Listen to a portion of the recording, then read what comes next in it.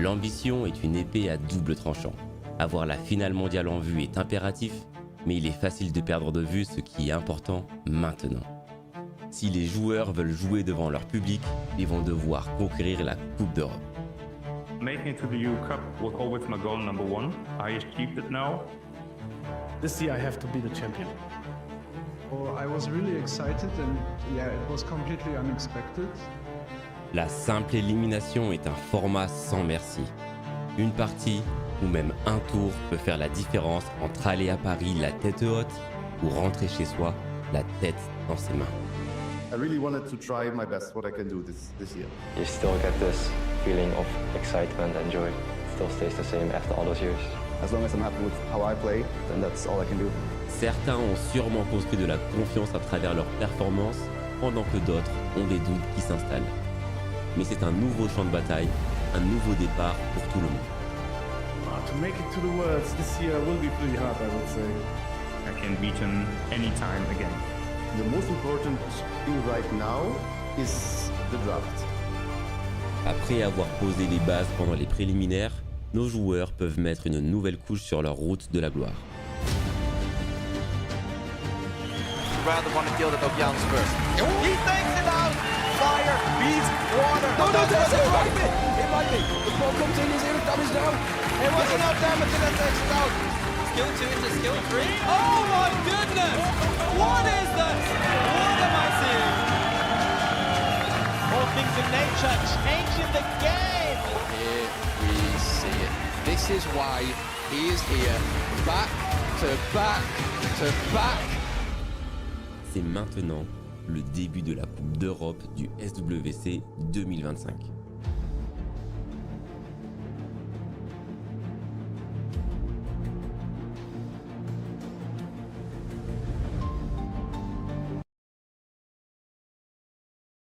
Hello and welcome everybody to this amazing SWC Europe Cup pre-stream. I'm here joined by your boy SeanB, Abs, who literally came home from work to be with us, Mr. Glorious, and our community manager Bagster, also known as Dustin, who will be doing most of the hosting for this incredible stream. So go ahead, please take over.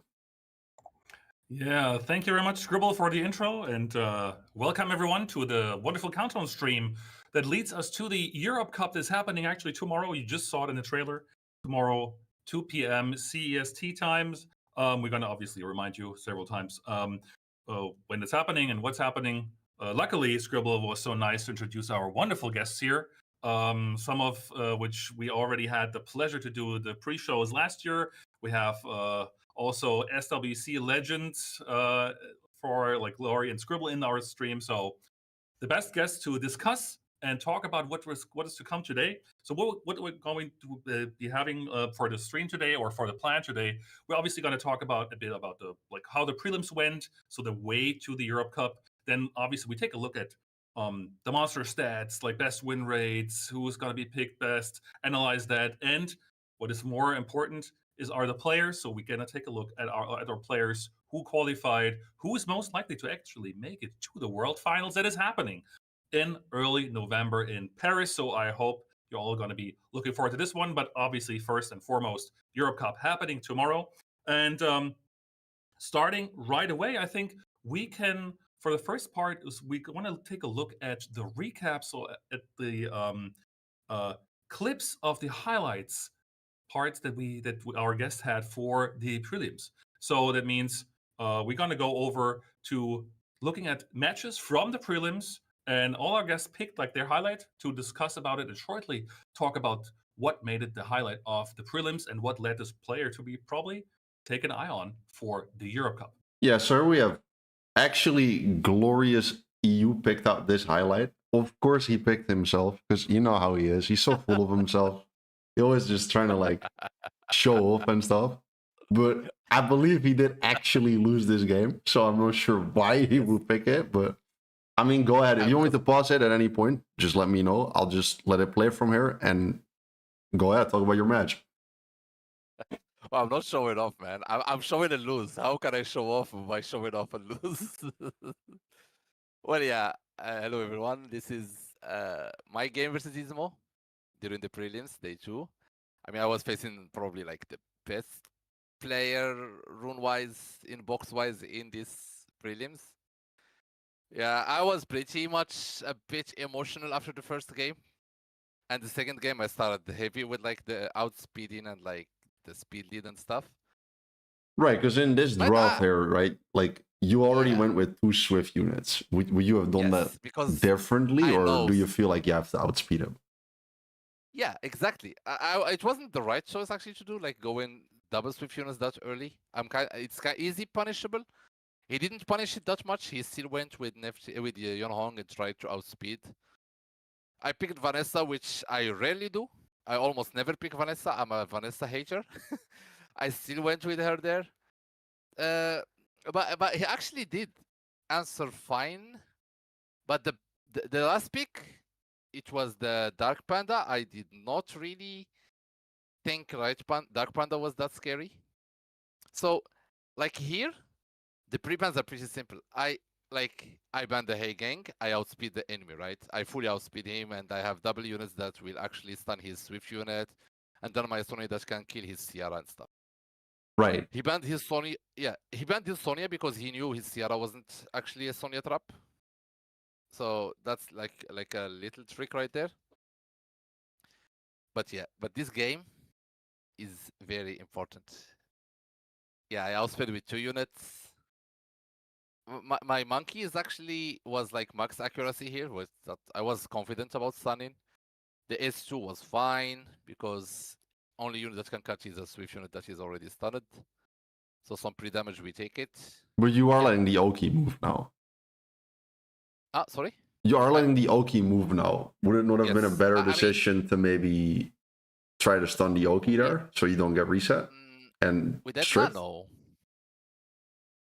Nah, I'd rather get the Oki strip. I mean, what is he even stripping? I have double passive unit. No, that's fair, but he is obviously resetting your Ethna, so you do not get a skill to this next turn. Yeah, he was trying to save this Yonhong right here. But luckily I got the proc here. And the reset. I didn't need the reset, but the proc was very important here to finish the Yonhong. Right. Yeah, like everything looks fine here. Everything looks very good for me. My fire Megumi was doing nothing. It was actually a rare build. I swapped at the end. Before I started this fight, I made a crit rate slot for Fire Megumi, which is kind of helpful because Fire Megumi is either max resistance or actually crit rate. Yeah, so I went on crit rate and tried to do some damage, but sadly I did not have max crit rate. And right here, I think I missed the crit. Yeah, 12k. Oh, was that a crit? I think that was a crit. Okay, so later I missed the crit then. So I was careful here with not using S2. Just so it doesn't proc, or just like kill Oki and win. So here, S2 and to kill Ciara. Fire Megumi moves, finishes the Oki, right? He's on crit rate build, right? And up. Yeah, that's tough, you know. That's okay. yeah. Can you go back a little? Yeah, sure. It has to happen at some point, right? Yeah, right? Corey's just saying, I'm not mad, you're mad for like 5 minutes. Yeah, I mean, so at that moment right there, right here, you were like, I'm going to win? That's what you thought? Yeah, I was thinking about that's the how next you felt? game, everything's fine. Ming won't solo me, I make my Fire Megumi crit, right? So he will actually try to kill here. But it's actually, I was mad because I thought it was RNG, but later I thought about it. I mean, it was still RNG, but it was still rune gap. Like, if I managed to have 100 crit rate on my Fire Megumi and not like 93 or something, I could have killed the Okeanos and I would have moved on. That Okeanos survived 1 HP, so if you don't kill the Okeanos, he has a chance to proc. Also, I got like probably 1 or 2 procs, so he had the advantage. But right there, like not killing changed everything. Look, how can 1 proc and the rune quality actually matter so much? So this is actually something that Pafix, who is gonna be facing Ismo, has to learn from, which actually he doesn't have to learn from. So because Pafix actually has almost the same rune quality as Ismo, right? He's much higher rune quality than me. So these little details, these little mistakes, I don't think will be happening. Well, I think so I choose this. Yeah. I think a lot of people could learn from this, because a lot of people will complain here about, oh my god, he procced out of the 1 HP stun. But meanwhile, if you just had 100 crit rate, you're winning. So Yeah, how exactly. much of a luck sec is it really when it's actually just a rune issue, like most of the time? Yeah, that's something that is really important for in summoners, right? Like, just don't blame the RNG right away. And it took me some time. I mean, I did blame RNG. Right Yeah, you away, did. because it's the Don't easy worry, way, we right? remember. You blamed RNG, my friend. But then I rewatched these replays, like, actually a lot. When I say a lot, I rewatched it like 15 times or 20 times before day 3. Right. And I learned from it. I instantly made my 5 Megumi max crit rate, and all my units on max crit rate was actually crit rate on 4. But So yeah. you just wanted So, to share this replay to show the importance of rune quality, and not just Exactly. yourself getting luck sec, right? Yeah, Yeah, exactly. okay. Also, the point that it survives 1 HP even without missing crit rate. That Okeanos from Izmo, I guess is like plus 30k HP or something. It's like really tanky. Right. It took so many hits. Look, boom, 12k. That was what? 20% HP? No, more like 30. Yeah, it was a good amount, but So, yeah, that was just to show how actually sometimes you don't really have to blame RNG. And you Right. just gotta focus on doing better. okay, well, good to know. For our next replay, we have a game between Smokes and Ruxas. So I believe this was Abzi's replay. Actually, Yeah, so yeah, right. Sorry. Yeah. No, it's fine. Yeah, I'm go going a little different order. But... So yeah, go ahead. Why did you choose this one?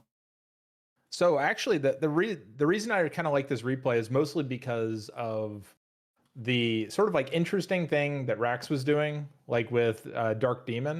And so this actually isn't the best like Dark Demon showcase in terms of how it actually played out in the match, because effectively Dark Demon almost wasn't required in this one.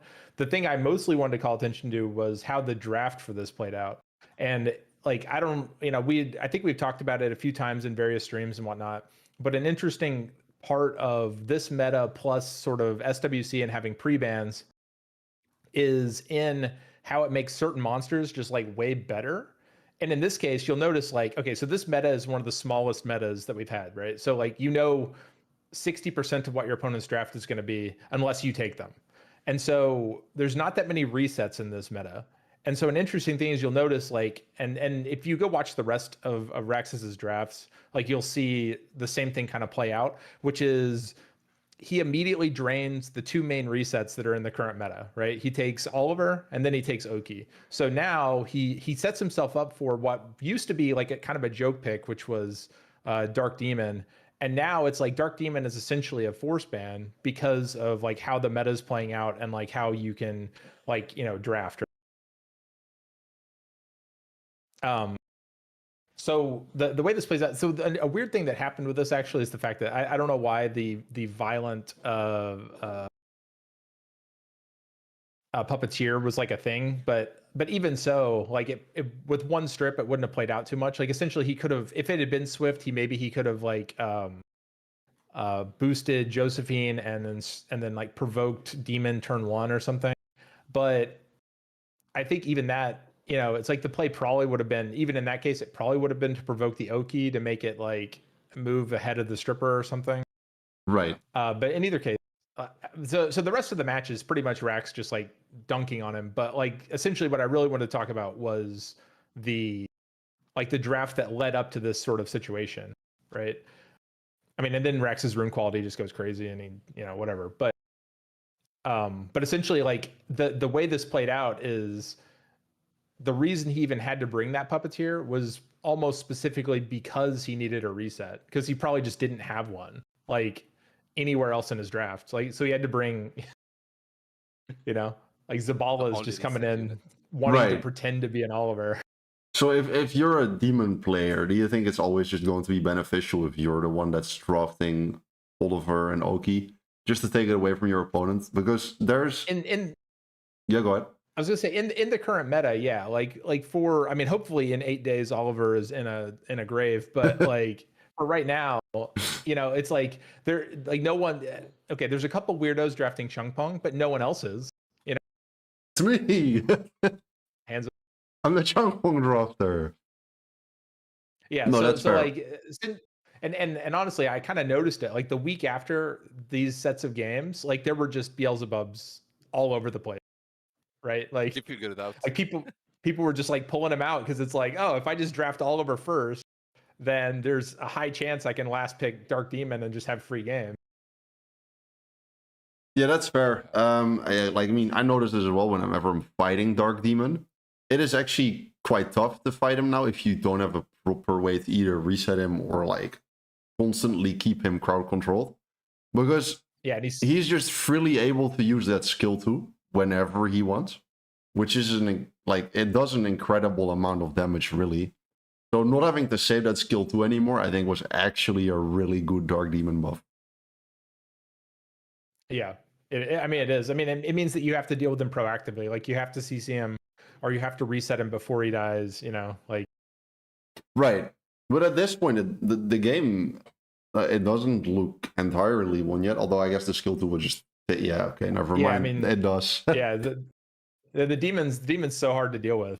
I've just got PTSD from fighting too many Josephines and Misties, so I never feel truly safe whenever I fight them. Yeah, she can just RNG you out. Anyway, that's what I wanted to talk about was mostly the draft. But... Right. Yeah. So I gotta add that back in the old metas, Dark Demon was really good when you pick him to counter AoEs, because when you do AoE damage, you bring him low HP and you kill him. So his passive activates faster in the game, especially when you don't face resetters, right? But like now with the single bruiser meta, he actually is doing fairly fine, which is something I personally did not expect, and it's actually very interesting. It might bring back some old reset units like Sekhmet. Maybe Sekhmet will be played more in SWC. Yeah, but I feel like he's a bit overrated. I think we always see a lot of Sekhmet in SWC actually. Yeah. Speaking of, maybe we'll see a Sekhmet in this game between Obabo and Pinkroyd, which is actually SeanB's pick for his match. So go ahead, Sean, take it away. I think I picked the match because I saw Obabo last pick Helena, and that was kind of fun for me personally, because I think the meta or the RTA meta in general for competitive matches has come to a point where there's no individuality for like anyone anymore. Anyone draft looks the same. Do you guys agree? Like, I don't know personally. No, I try to watch because they ask me, Sean, what's your favorite match? And I try to look through all the matches. I'm like, wow, if you blur the name of these players, they all look the same to me. There's no like, that guy Apps is gonna play like that cool thing, and then Scribble is gonna play that cool thing. Like there's a lack of that, but understandably, if you want to win, you got to do what you want to win, right? So the moment I saw that, he last picked Helena, because I think the best win rate AoE unit that was shared in the chat earlier in terms of win rate was Lamila, the Water Spectre Princess, because that unit is more of like it's like an LD5 at this point, right? It does crowd control, that multi-hit, 100% land chance provoke thing, which is like near LD5 territory in terms of like you're gonna land your shit, and then the damage is also like LD5 because you don't have weakness to that damage. So the fact that he picked Helena was kind of very cool to me, because I think Pinkroyd drafted double fire, so it's a very rare opportunity to like, I can pick a double fire thing, and he went with Helena, unit that on paper should be like easily crowd control, and then if it doesn't crit, then it's going to be a problem because there's always some sort of water thing going on. So there's a lot of condition for Helena to be used properly, and it's more of like a meme thing where people use like, I'm going to make a clip out of this, and it's kind of interesting. So we have the usual F-now speeding, and I think the goal was just pretty much like, if the monkey's dead, Helena's going to win the show, and I think that's pretty interesting. What do you guys think?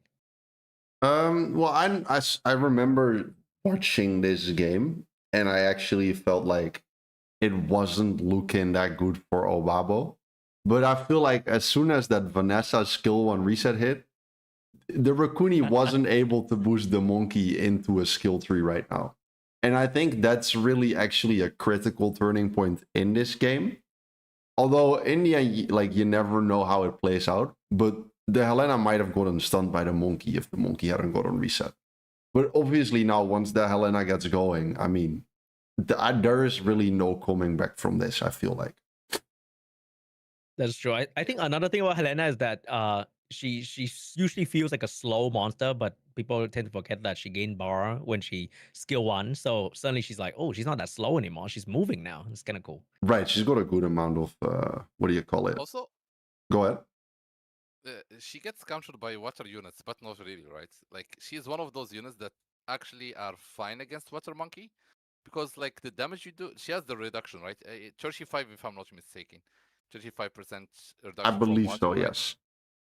So that's very important. Like, even if you draft her against like water monkey, you want your enemy to focus her, because what are you gonna do? She's gonna take less damage, and that's basically some reverse sustain. So it's actually some wasted damage that other units can take advantage of on like actually kill units. And we already saw Babu using it in Legend Tournament. It like that Helena is actually one of the rising stars as a last pick, fourth pick unit, which is actually surprisingly interesting. Like, pretty similar how people used to draw Rika and stuff like that, I guess. Yes, yeah. Just a bit more aggressive. Yeah, has a passive and she's aggressive and less cooldowns. Like, she doesn't really care about reset. Like, 1 proc and they have the skills again. Right, and that's perfect for this meta, I guess. Yeah. Yeah, that makes sense. And then I guess for the last replay, this is mine. I picked a replay between Famicom and Mr. Golem over here. And I won't deny it. I'm a firm Golem denier. I think he's a fraud. I said it. However, I must say, he performed incredibly well. Why? During... Why are you denying him? What do you mean? Why are you Listen, hating? no, I'm not a hater. It's just he beat me every time we fought in ladder, and it just it hurt my ego. Inferior. No good. He beats me every time. Basically, he's a better player, but I won't admit it. But yeah, I picked this game. Did, but whatever, right? No, listen, Dustin, come on, man. I picked this game between Golem and Femi, and as you can see, Femi actually pre-banned that Lamiela that Sean was talking about earlier. Because Golem was using that Lamiela so well, it was putting in so much work for him. And I think the unit's still actually fairly underrated and might not see as much gameplay as she deserves. But then for this draft, I feel like where Fami lost this game, in my opinion, is actually, of course, during the draft, which is where most games are won and lost. But if I'm Fami here and I'm picking this Chow and this Julian, and I see Golem lost pick this more, the only thing I'm thinking is I'll just I just ban Sierra. No, how is he ever going to kill either one of those units? But Femi actually opted for, I believe, a Heigang ban, which I think was so strange. I think that's like probably what lost him this entire game. And then I don't exactly remember how the replay went, but I believe there was a slight misplay in there as well, where I think he targeted the wrong unit. I believe his target was Oki instead of targeting down the Sierra, where I feel like he could have targeted the Sierra and just... Because Chow takes care of pretty much this entire draft by himself already. So if you just ban that Sierra, I think you're already chilling. But then during the game, he also opts to focus out the Oki instead of targeting that Sierra. And I feel like that's where he actually lost his game. And then Famicom obviously goes on to win the entire series here and qualify. So, yes. I mean, would you guys have banned Sierra here, or would you have done the same ban as Fami? How do you guys look at it? I would ban the damage dealer, which is Sierra, yeah. Right. You have sustain with Fire, Bayek, and Chow. Because now you're going to take a bomb, and I mean, this unit's never taking a turn again, right? Yeah. And now I believe he opts to go. Yeah, he goes for the Oki here, which it is understandable to a certain extent. But even at this point still, I believe your target should be the Sierra. And you should just try and take the unit out as quickly as possible. Oki does nothing. He already did his 3. I don't know why he's focusing him. You can't reset anything, like everything is already reset. All everyone uses his skills. Yeah. Even maybe he thought that I don't know. Maybe he thought that the enemy is gonna ban one of his passive damage dealers, so he wanted to get that Oliver Jogun angle, and Hagang will be a problem. maybe. Well, yeah, obviously, Yeah, like in certain drafts, there's always going to be a bit of a 50-50 ban kind of thing, right? But I believe even then, if you're picking that Julian and that Chow lost, I always think you're gonna have to end up banning that Sierra, because what you're banking on by those picks is a solo from either one of those units. And I believe the only way that was possible was by banning the only unit that like deals some serious single target damage, which is Sierra here. Because obviously a Chow and a Julian can't really be crowd controlled by stuns and stuff like that, which Oki does. But I mean, obviously he targeted the Oki first like he was afraid of it, and I don't quite understand why. So I think that's where he lost this game. And Sierra is literally killing him. She was literally killing unit by unit by unit. Yeah, so I think that's all the replays. What's next for us, Dustin? So next for us is actually looking into our planning for today. We're actually going to take a look at the bracket for the Europe Cup that's happening tomorrow. So we're going to do our sophisticated, totally pro bracket guessing game and see where we're going to go with that. So you might need some help for the guessing prediction game for tomorrow. Here we come.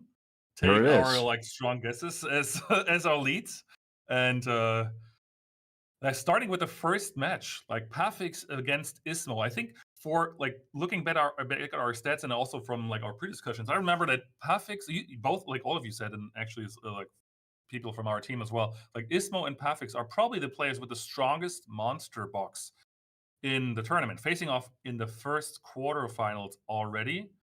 Maybe here the deciding factor might be that Ismo, compared to Pafix, has already like the experience in SWC.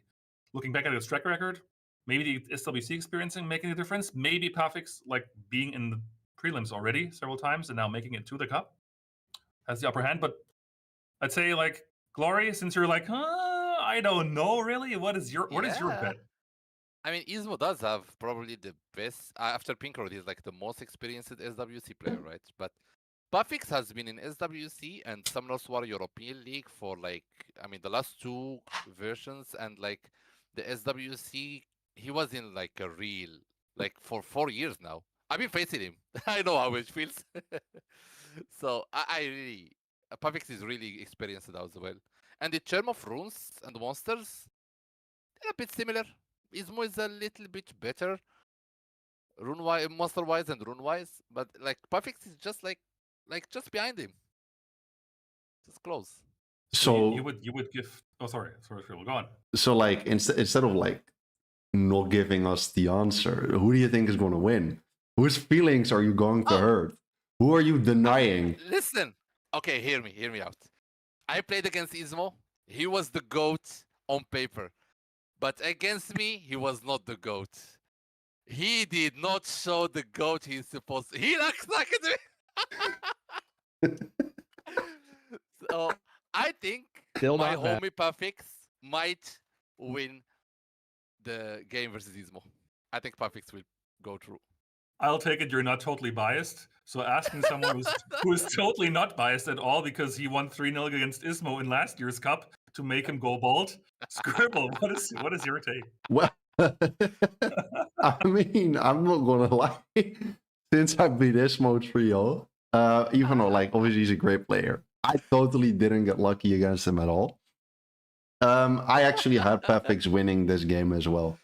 So I think we can come down to a general consensus that I think we got Pafix to take round 1 and move on to the semi-finals here. Wow, Pafix already like doing the first surprise of the tournament, or maybe not surprise, based on Glory and Scribble taking the first turn into the semifinals. Obviously, Scribble totally matching the art style of the bracket here. Yeah, I'm an incredible streamer. Don't look at me. Exactly.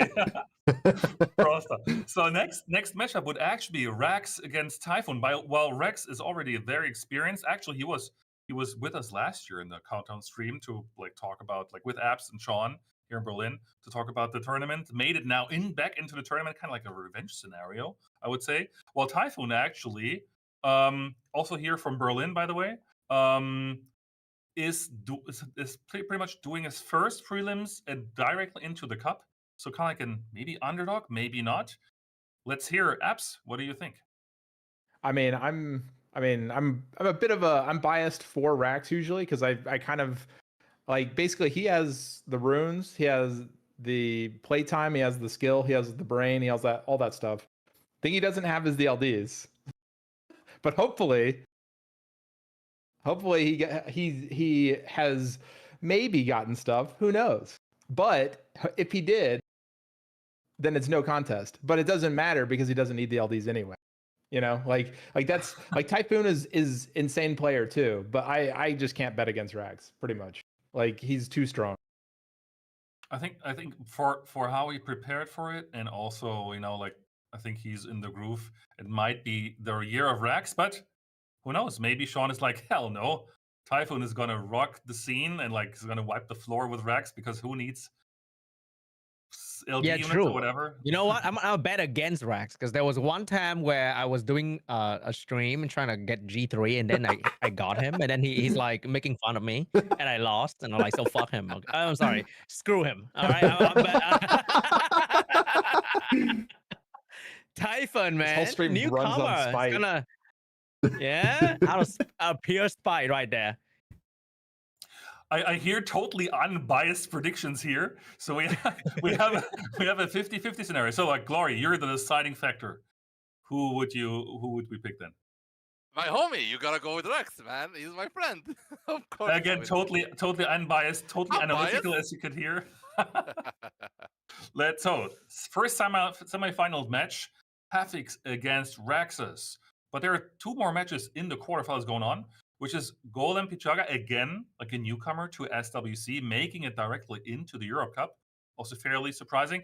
And by the way, he made it directly into the Europe Cup, like on the first day, winning both his matches in the prelims and then going to the Cup. While Famicom had to do the extra round for day 3, nevertheless, strong contender. But maybe Golem has the upper hand. Both of the players new to SWC, so kind of new to the scenario, maybe new to the pressure, but on equal terms here. What do you say, Abs? Here I think I'd probably go Famicom. Like, actually, no. You know what? I beat Famicom today. I think Golem is gonna win. So, I'm just saying, if I could beat him, like Golem's gonna have an easy time. No, but really though, Famicom's really strong. I actually think probably Famicom wins this, but like, yeah, I don't know. I think Famicom wins this. Like Golem doesn't have the LDs, and I think outside of the Rax's situation, LDs pull a lot of weight. Although to be fair, this might be the lowest LD meta of all time, like in reality. So maybe it just doesn't matter. Exactly. This meta is dominated by like normal elements, and actually, as far as I know, is Golem is not known for picking any LD units whatsoever. So like his strategy totally relies on the, let's say, normal elements, which might go into his favor. So Scribble, normal elements are insanely strong right now.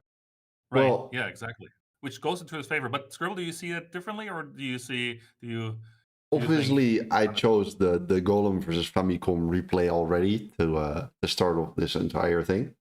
And even though I am obviously the biggest Golem denier on the planet, he did already beat Famicom, and he did also beat me several times. And I genuinely do believe that he is actually very strong in this current meta, and I entirely see him actually taking away this Golem Famicom match in maybe even a 3-0 sweep, who knows. But I do have Golem taking this win, actually, yes. Then we're going into another decider, because we love to be on 50-50. Sean, you're like already nodding. What is the Yeah, maybe deciding from factor? from that replay, maybe I'm gonna go with Golem. You know, Right? I it's mean, probably gonna be Golem. all right, then we got Mr. Golem Pichaga taking this one. I think if I Golem should not sweeping put the it. entire name in. I'll just do Golem. Looks like the designer made this. Right? That's Wonderful, what Chris. I mean. I think it looks kind of nice. That you might have to hire me for the actual stream, like tomorrow, Yes, because I we- think we're I just could gonna do these. shift around. I could do these graphics, to be honest. Scribble in the production is going to be one hell of a show. And one hell of a show might also be the last match in the quarterfinals. Pretty much two favorites for making it to the World Finals already matching up. We know that Obabo, we just saw it, right, in the highlights. Obabo made it. Also won against Pinkroyd, made it into the cup directly without going the second round. Pinkroyd had to go to the second round. Track record last year, Pinkroyd kind of losing against Neff. Maybe he's come back. Maybe he's like, now I'm going to show off, really. But, and also we have to consider, right, Pinkroyd being based on stats in terms of SWC, the favorite when it comes to titles and when it comes to being the strongest in terms of like overall titles. But maybe this year, looking at the highlights, it's Obabo's time. Glory, what do you think? You played against both of them several times. Yeah. Talk I from know experience. both of them very well. They are both my friends, my actually friends, and they've been fighting each other for like years now. Even in the Summer War European League, I remember the first edition, they played against each other, and like a total of 12 times, because they played and they played and they played, and then they played the best of 7. Because, and I remember Obabo showing real good mental until the last games, because Pinky is like probably was more focused and more concentrated. But this time, that was like 3 years ago or 2 years ago, but this time we noticed that Obabo is in another level. Like, you know how Golem Pichaga got favorited by being a free-to-play meta player, like not having so many LD Nut 5s and stuff? It's kind of the same for Obabo. But he got the good ones. He has the LD Nut 5s that are actually good in this meta, the rare good LD Nut 5s in this meta, and he's doing so well drafting-wise. Rune-wise, they kind of similar. There's not like a big gap in between them. They have the ups and downs. But I think in this meta right now, as we speak, I think Obabo might win. I think Obabo is actually more favorited than Pinky. Yeah. Okay, so Obabo first pick for now. I think based on like the overall betting game at the moment, most of the people still prefer. Oh, what's up, Glory? One second. Also, I am biased as well because Pinkroyd knocked me out of SWC prelims day 3. He's another enemy. It's not only Ismo, also Pinkroyd. The revenge picks here right now. Again, I have to say, totally unbiased analytics here. So you can fully rely on our betting game. He looks like to me. So he has to lose. God damn him. So looking for a more. I'm ready for Obabo. Let's go. No Pinkroyd anymore. Wow. Looking for a more unbiased perspective. Apps. What would you say? I mean, I don't think it's possible for anyone in this chat to be unbiased between these two, but because I like 50-50s. No, actually, I don't know. Like my brain says Pinky, my heart says Obabo this year. So from what I know, I mean, I think I might just not entirely quote you, but I believe I've always heard you say never bet against Pinkroyd. That's correct. I think that is one of your quotes. I mean, the problem is as usual, I like to come down to the numbers, and Pinky has the numbers, you know? And it's like, if you have to bet, you bet the numbers. So I guess I'll have to go Pinkroyd in this case. Oh, how we love our 50-50. So, see, it's a hard, unbiased / biased decision for all of us. So, Scribble, you had something to say. Now you're the decider. This one is so tough. I mean, I would like to see Obabo succeed. after so many years of either not making it to the cup or getting knocked out in the cup, I feel like a lot of people would like to see Obabo actually move on and maybe even take the whole thing. So for that reason, maybe the pressure's too high. He might just lose. You just jinxed it, god damn it. No. What Listen. kind of pop story is that? No, I believe Obabo will make it through with the power of friendship and support. Exactly. No, No, I do actually think Obabo will take this victory. So we'll go with the power of love. Obabo making it into friendship. Obabo make it into the semifinals. So we have our semifinals. Puffix against Raxus, Golem against Obabo. Sean, which match do you want to start with, and who do you want to pick? Oh, that's tough. Wait, hold up. So three people are making it to World Final? This time, yes, exactly. We're gonna have three people making it to the World Finals again. We started with that last year, actually. So yeah, and this also means for World Finals we have another extra round, like in terms of like also seeding. Yeah. Man, it's hard, huh? Because I mean, these are all very strong players, and you can see that just one violent proc and 7% missing crit rate can means everything for like anyone in these matches. I'm voting Pafix purely for the bicep size. Okay. It's just you don't need to know, you don't need to have power of your runes. Monster box doesn't count. It's just the biceps. Show some muscles. I saw the bicep and I'm like, you know what? Pafix gonna take it. Doesn't mean Raxa will be out. You know, they're still gonna be third place match. You never know. So gonna literally Pafix gonna knock out Rax and make it to the grand final physically. Yeah. I don't know if I trust Sean Bias. So you're gonna vote. You're gonna vote against this totally unbiased, totally strategic voting of Sean. I mean, I probably would. Again, like Rax is like similar to Pinky in that way. In that, like, I just think he's too solid a player to like really bet against like very often. But I mean, Pafix does have good LDs and he has good runes. But in the favor of 50-50, and also Rax needs to make it the Worlds too, I'm gonna have to go Rax. Wonderful.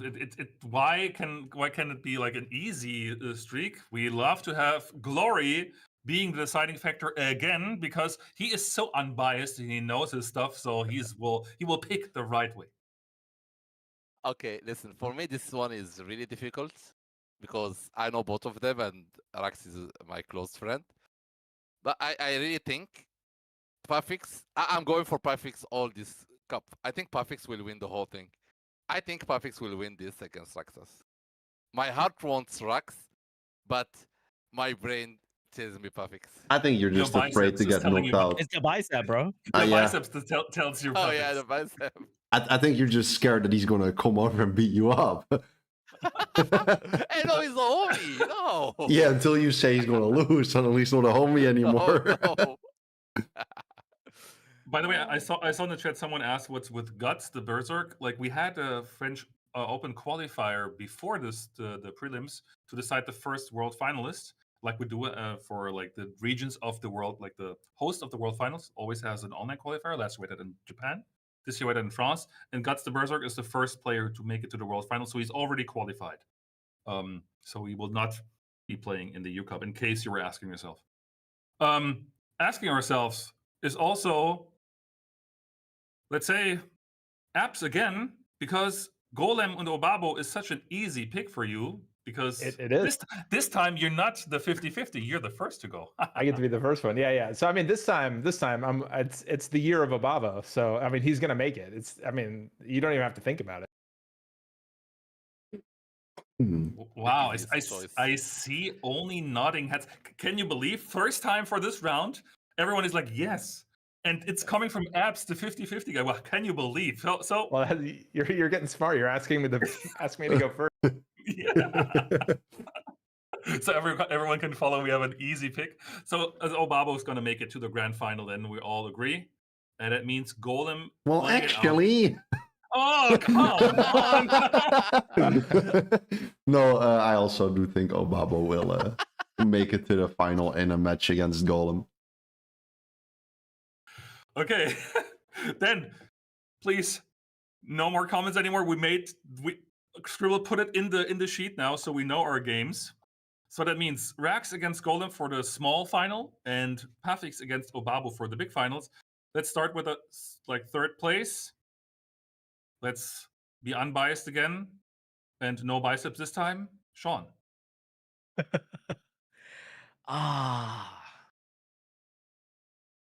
You know what? Obama all the way, of course, man. It's the power of friendship. Well, I mean, as but always. we're talking about the third place game here, though. Yeah. Oh, it has to be Rax, right? It has to be Rax. Now you can't bet against Rax, especially against a newcomer. But didn't you just bet against Rex when he was fighting Pafix? But that's a different story. That's okay. Yeah, okay. You're right. Yeah, there's no more bicep. Okay. Got it. You always have to quote apps when it matters most. You cannot bet against Rax as long as it's not about the biceps. Okay. Combining biceps everything. override the numbers. Yes, exactly. So apps, giving you a last chance. Do you agree? Yeah, actually, there you go. There, I agree. Wow, that was nice and easy. Believe? My goodness, how fast did that go? How so good Rax, is he? Yeah, how good is he exactly? So Rax making it to the World Finals in Paris. He can actually just. What? I'm talking about Skribble's production skills. He's so good at Dude, this. look, his name is red now because he wins. It should be green, but I don't care. He's so good at this. I'm a professional streamer, man. Come on. Yeah, Scribble, you're hired. Yes, I got a job. He works for Come to Us. I'm an employee. Now they can actually start. Now they can actually start being suspicious about my LB rates. Wait a minute.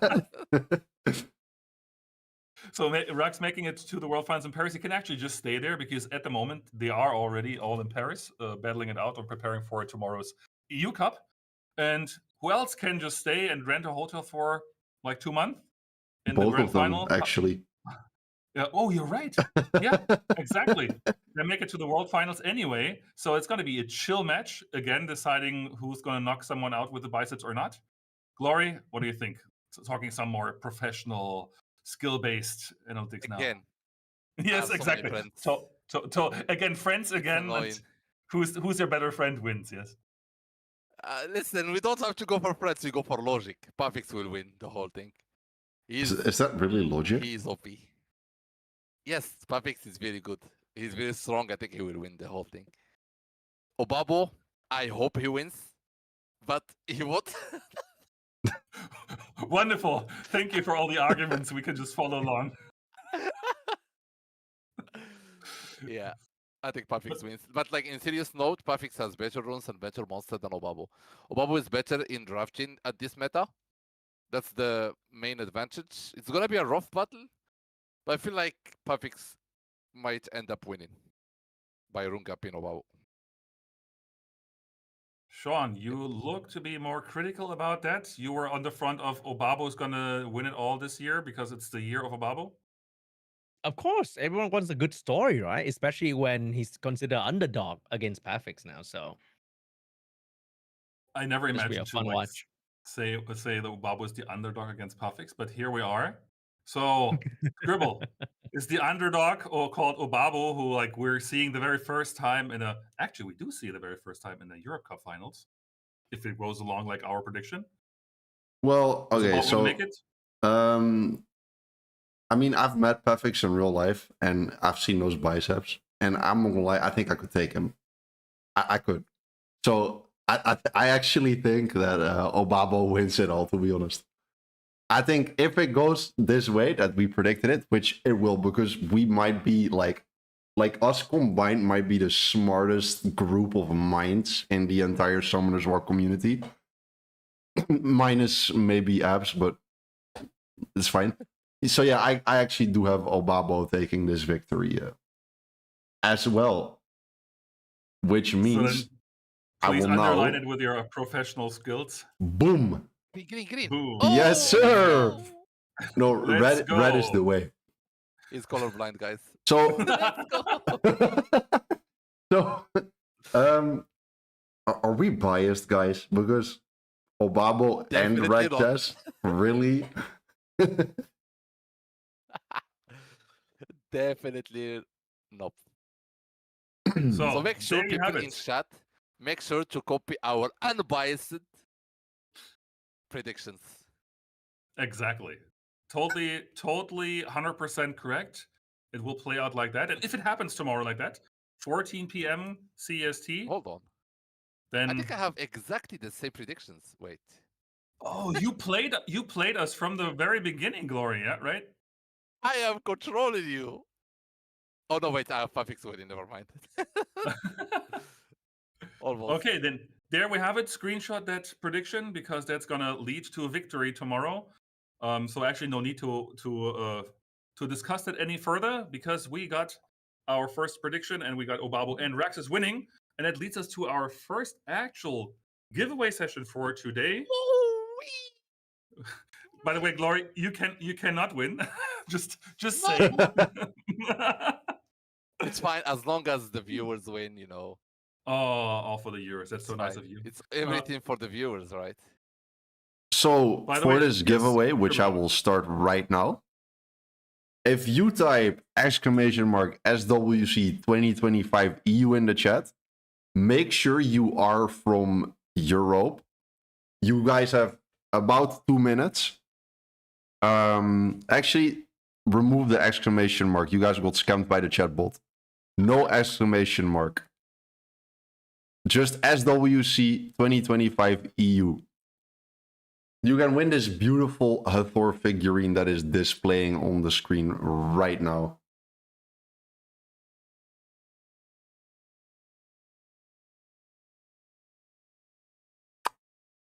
Yeah. Well, I have it Must be actually nice. right here in front of me. Must be nice, Glory. Sorry, we are gonna leave out because you've played us all in your prediction for the brackets. Let's go. Repercussions following right after.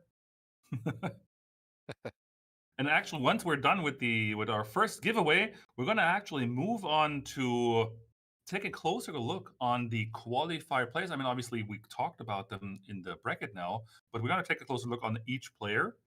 Though before we do that, we're gonna also take a look because it might be influencing our assessment of the player's capabilities on some stats. And we're gonna have some stats like about most picked, highest win rate, most banned, and most pre-banned from the prelims, for example. Dustin, you said you had that beautiful Hathor figurine with you. I have that. Yeah, I have the wonderful case here because that's exactly the one we're going to send out. So I'm not going to touch it any further. So we have the wonderful Hathor figurine here, and I'll bring that down after our stream to already pre-pack to the winner and to have her or him receive it fast, as long as DHL actually starts to pick up our stuff. I'm not gonna lie, like I might be a professional streamer, but we do have a small issue. For some reason, no one seems to be entering the giveaway.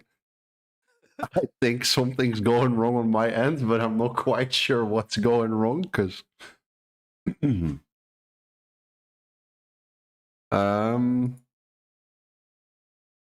yeah, no one actually entered the giveaway. Is what I guess you win. Let me restart this giveaway. See if maybe that'll work. I would hope so. If not, we're gonna have Glory just go through the chat and pick a winner, so he can choose the person that gets the Hathor figurine before him. What a tragedy. You guys can try one more time to type !SWC 2025 EU with the exclamation mark this time, please. If this does not work, Glory will be picking one of you out at random. And then if you don't win, you can call rigged, okay? And I see like Glory's already typing in the Twitch chat, and I was like, oh, there's someone called like me. PayPal me. Now, make sure Yes. that you are from Europe so we can actually ship it out to you. If you are not European, I would love to ship this out to you, but sadly we will be unable to. Yeah, no, Glory, you're gonna have to pick the winner here because Okay. it's not working. Okay. So I will be scrolling over the chat like this. Look, I'm not looking, okay? I'm not biased. He's just looking at his third screen. The secret screen on the ceiling. Wait, I'm gonna do this. I'm not looking. Okay, I'm gonna be scrolling. Scroll up, scroll down, scroll up, scroll down, and my mouse is on Mats 327. All right, guys. Mr. Mats 327. I'm so good at this. If you are from Europe, please do DM me on Discord or on Twitch, and I will contact you after the stream for this giveaway.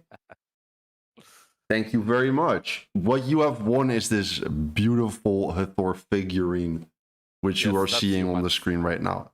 This Hathor figurine does indeed, I believe, come with a small code, a little coupon code for some in-game items as well.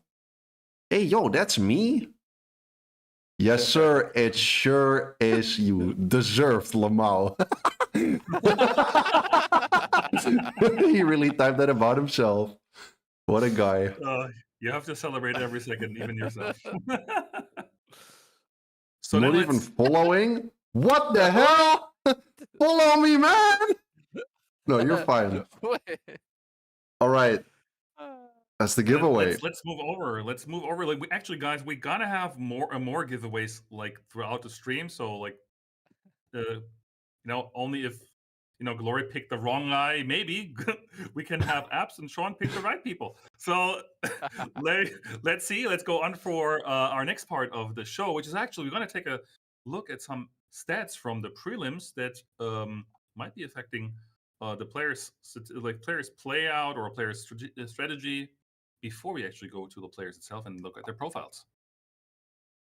So maybe Scribble, because you're showing this wonderful screen right now, you want to already start like take it away from like what we can see here and what we maybe can take out of this.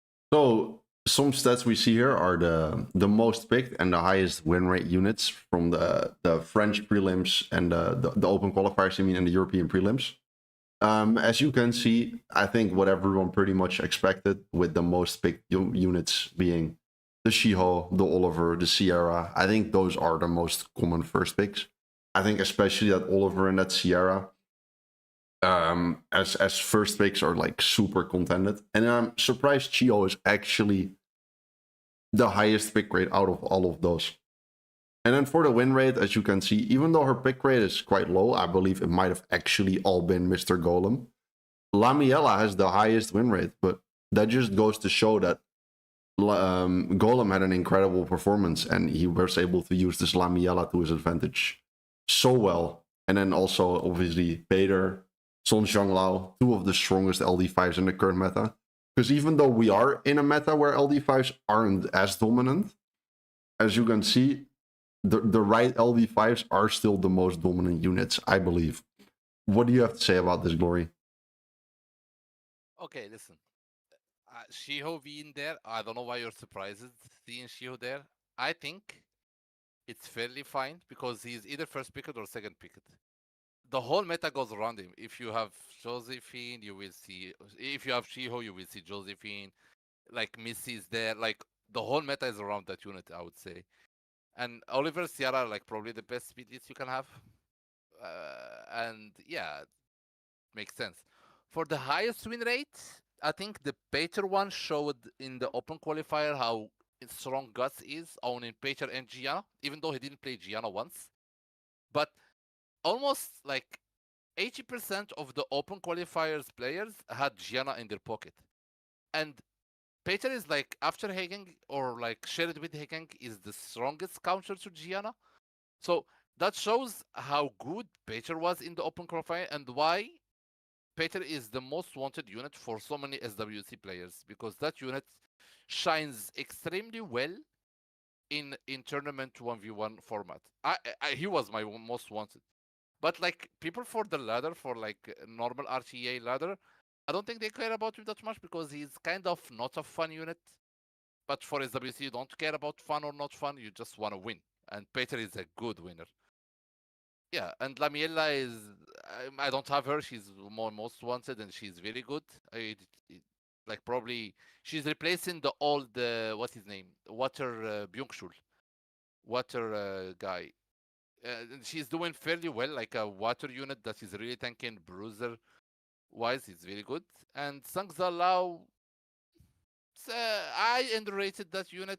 I didn't think he's good, but he's showing off that he's actually very strong, and that cleanse debuff is actually bringing it to the next level. It's like one of the good counters to Josephine.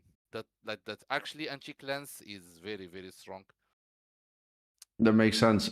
We've also got some more stats for us, like the most pre-ban monsters, which, as you guys can see, Gianna might actually be the most scary, strongest unit in the game currently. Also, all of her Hey Gang makes sense. I feel like so strong in the current meta, so I can understand why those are some of the most pre-ban units. How do you feel about this, Abs?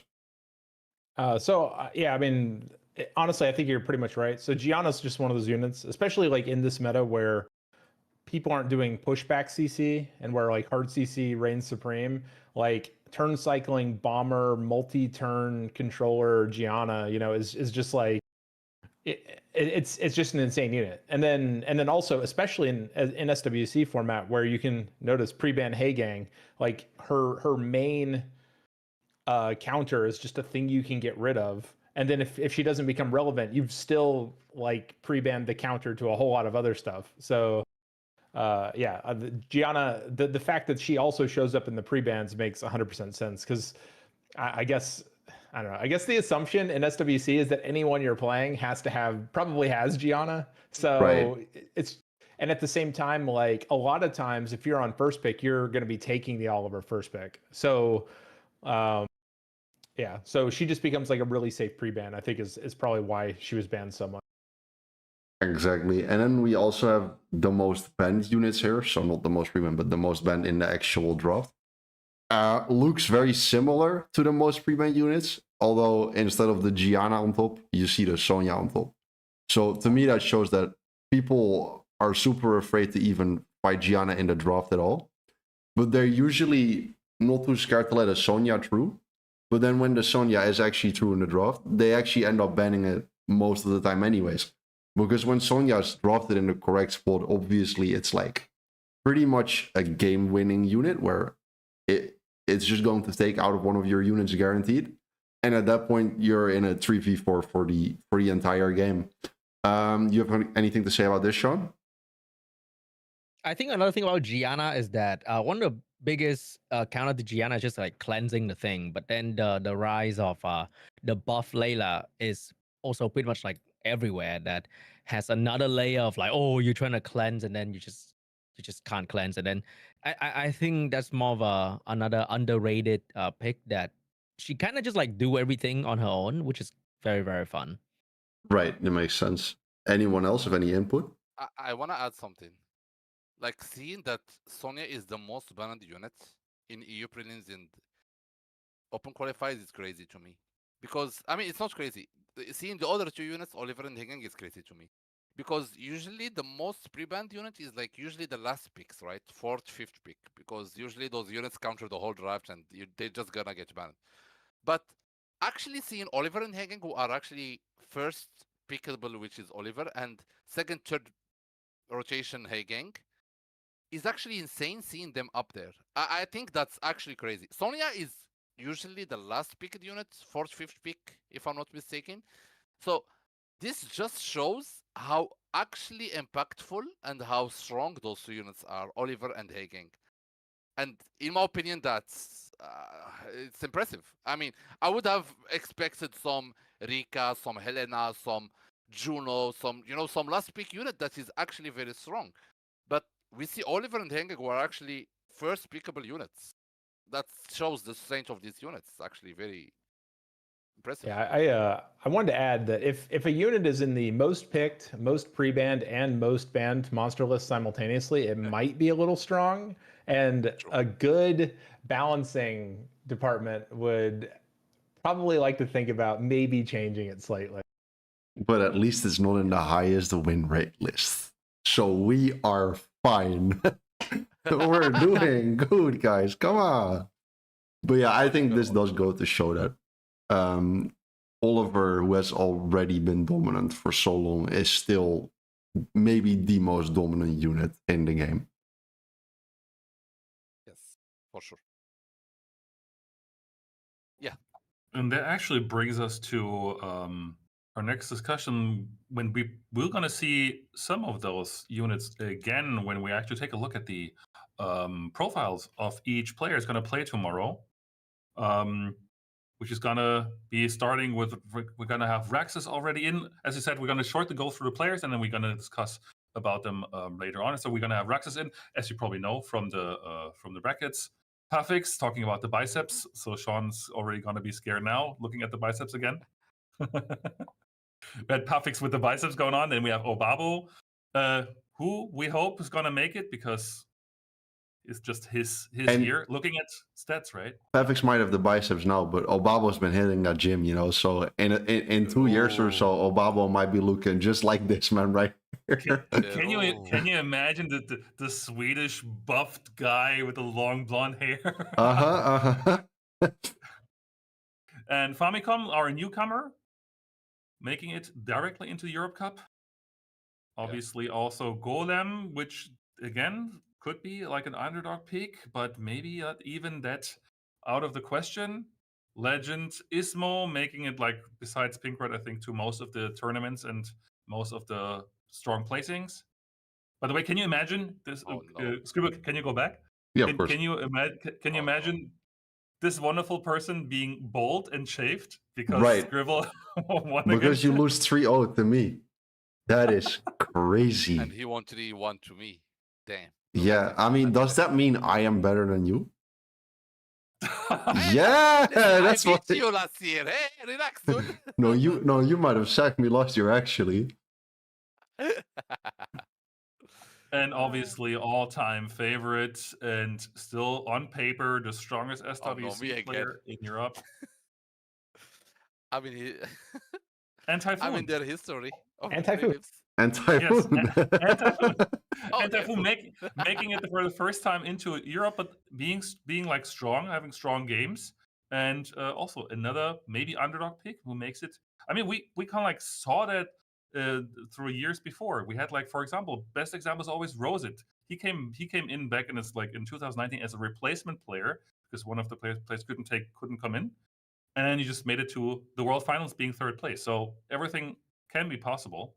Now talking, like, maybe starting with apps, for the first player you would like to take maybe a deeper dive into his profile. Who would you like to pick? Oh, I have to pick one. Why not? No, just go overall if you want to. No, I'll just go over all of them. Well, let's just start at the beginning. Who was first, Rax, or was it Pafix? I had Rax as first on our list. All right. Well, I'll do the first two. Actually, there's 8, and is there 8? It doesn't matter. There are 8 players, yes. So I'll do the first two. I'll do Rax and Pafix then. So I mean, obviously, I already talked previously about like the Beelzebub and how it was like a central part of his strategy, and I'm sure people will be better prepared now that, like, that's kind of like a thing they're aware of and they've had time to prepare, and like, but still there hasn't been a balance patch, so like they're going to have to like bring, basically, like, it's going to be like specific anti-Beelzebub strategies that they may not even be able to test well on ladder, as an example. I mean, obviously they can test in private games and matches and whatnot. But yeah, I mean, the main thing, the interesting thing here is, like, in his most picked, he's one of the few people who's not playing Oliver. I mean, he is playing Oliver, but like, it's not his an every game unit. He's found other ways around how Oliver existing, basically. And I think some of that is probably just in the fact that he's going to be pre-banning it. He's going to be getting rid of Oliver and then taking Oki, and then was sort of central to the Beelzebub strategy. Because you'll notice, like, a lot of his units are actually like kind of defensive, or even like I shudder to say turn 2, like Win Shahat. I forget what is the Wind one's name. I can never remember. I believe his name is Shahat. Yes. It is Shahat. Okay, Yeah. it's Wind Shahat. On the point. I'm glad I called it. But yeah, like units like that where it's, you know, like you're accepting the fact that they're going to move, and then you're just going to out efficiency them after the fact. And also like Annabelle, obviously super big in like going second kind of style, very defensive. I mean, also offensive because slow is insane, but yeah. Basically, he's playing meta, but with like a twist, and I think that's probably like one of the strongest things to be doing right now. Is like if you really want to succeed, you don't want to just be playing like all the LDs, because then you've given the entire meta to your opponent to draft. So like you can't. So what you want to be doing is stealing half of the meta units and then playing something that they weren't prepared for. And I think Rax is doing that really well right now.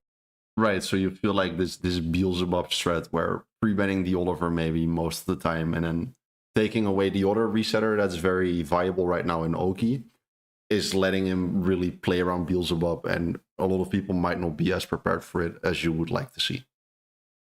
Yeah, and although I think for this, you know, the fact that we're going to EU Cup and there's, you know, now a completely open video of his strategy in the prelim. So I think people are going to be prepared. So really what the curious thing will be is like, what did he cook up to deal with the people who are trying to deal with what he was doing last time? To see how he adapts maybe. Because obviously in this cup, you're going to have to adapt to maybe people being able to counter you now, or maybe someone pulled a new unit, right? That's really strong in the meta. So it's all about adapting, I feel like.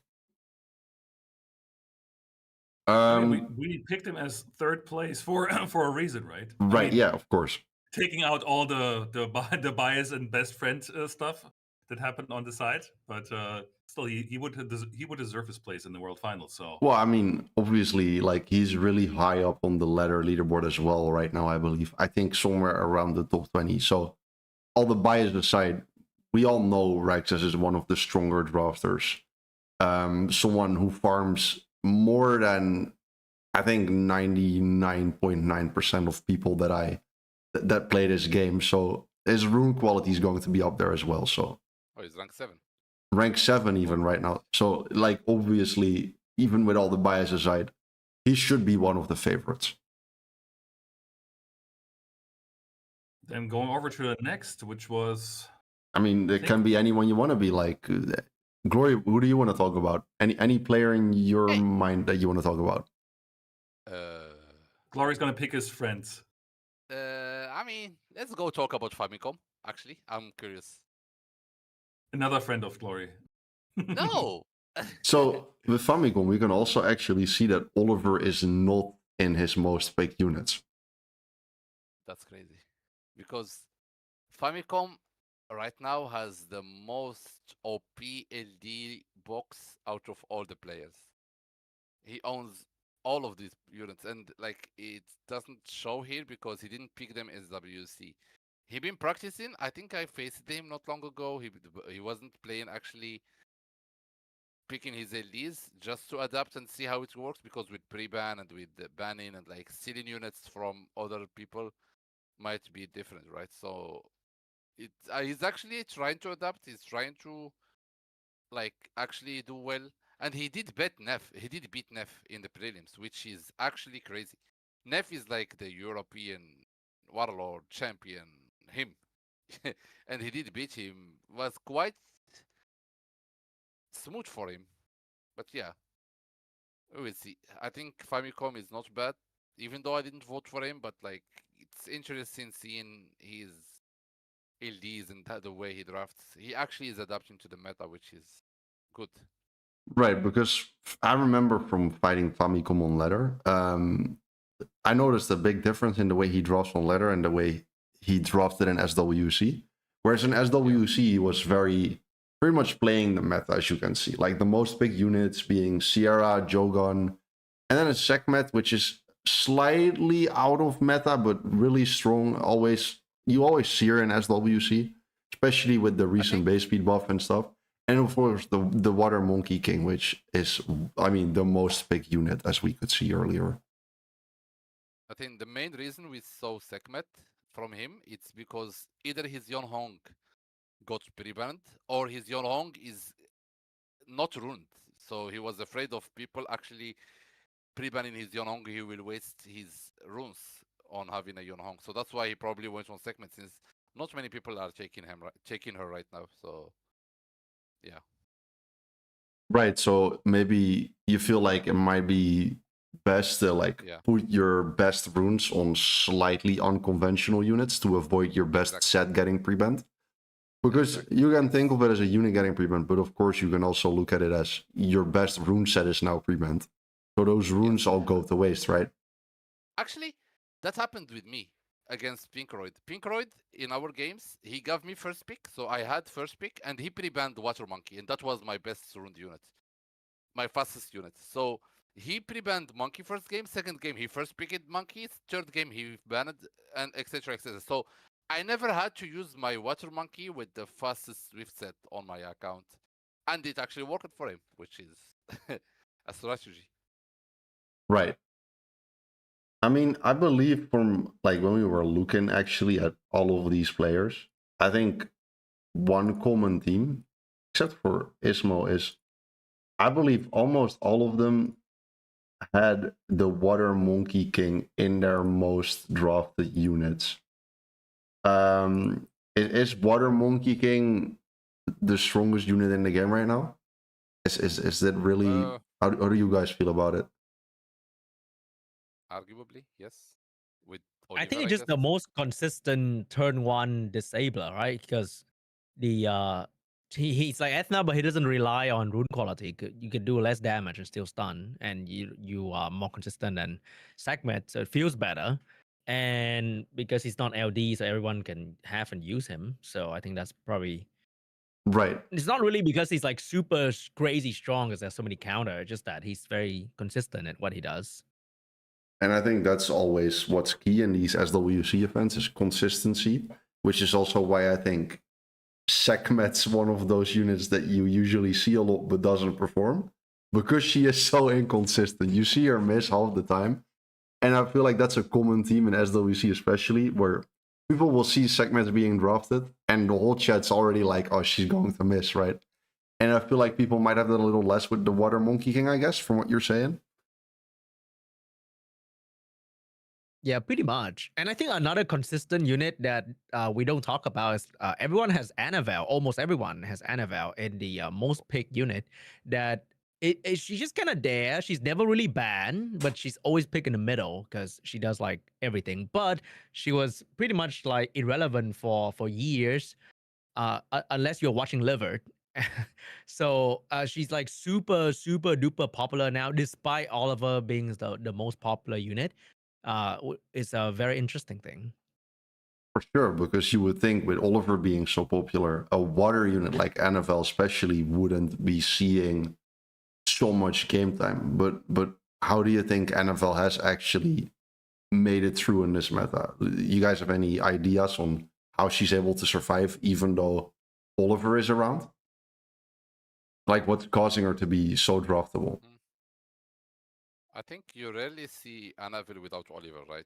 Or if you see Annabelle, you see her against Fire Megumi, Shiho, Okeanos. So mainly water and fire units that are actually so weak to one proc, because believe it or not, Annabelle is one proc and she turns the whole game.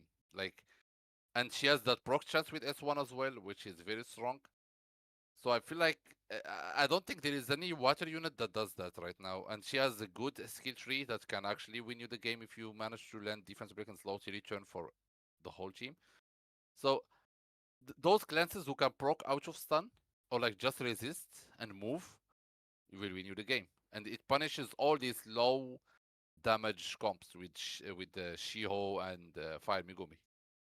Right.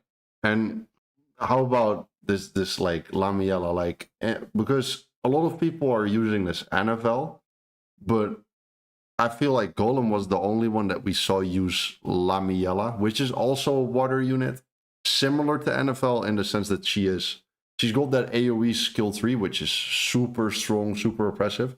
Her skill 2, however, instead of a heal, it's more like a big nuke.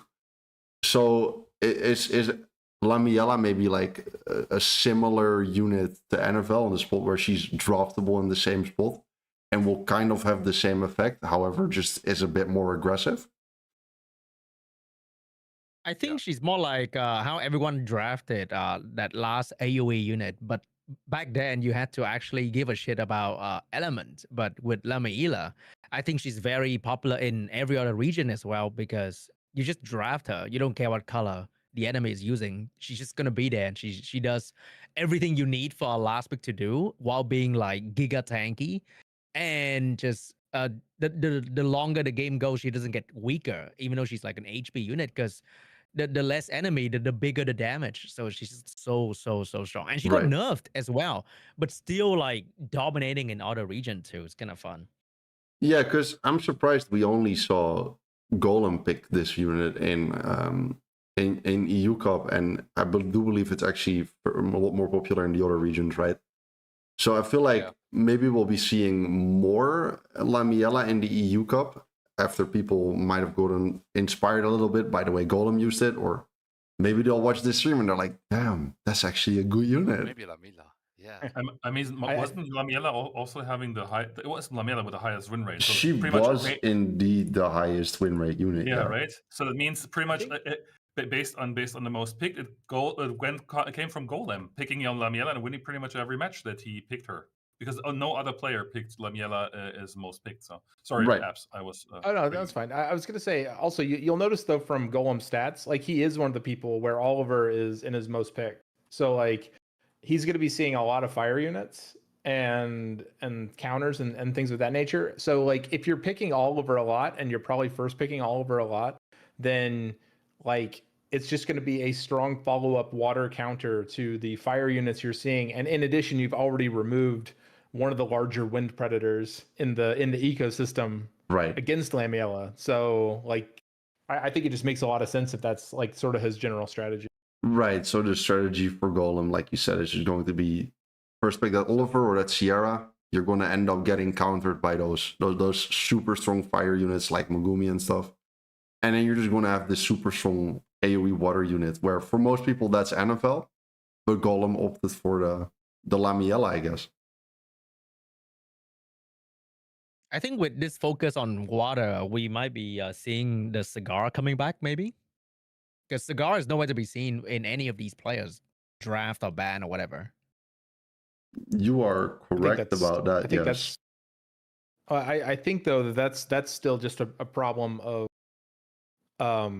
that Joe Gunn is real, and Joe Gunn kind of like keeps like a whole lot of units from like being playable. Like basically mid-range CCers in general are just like not super good.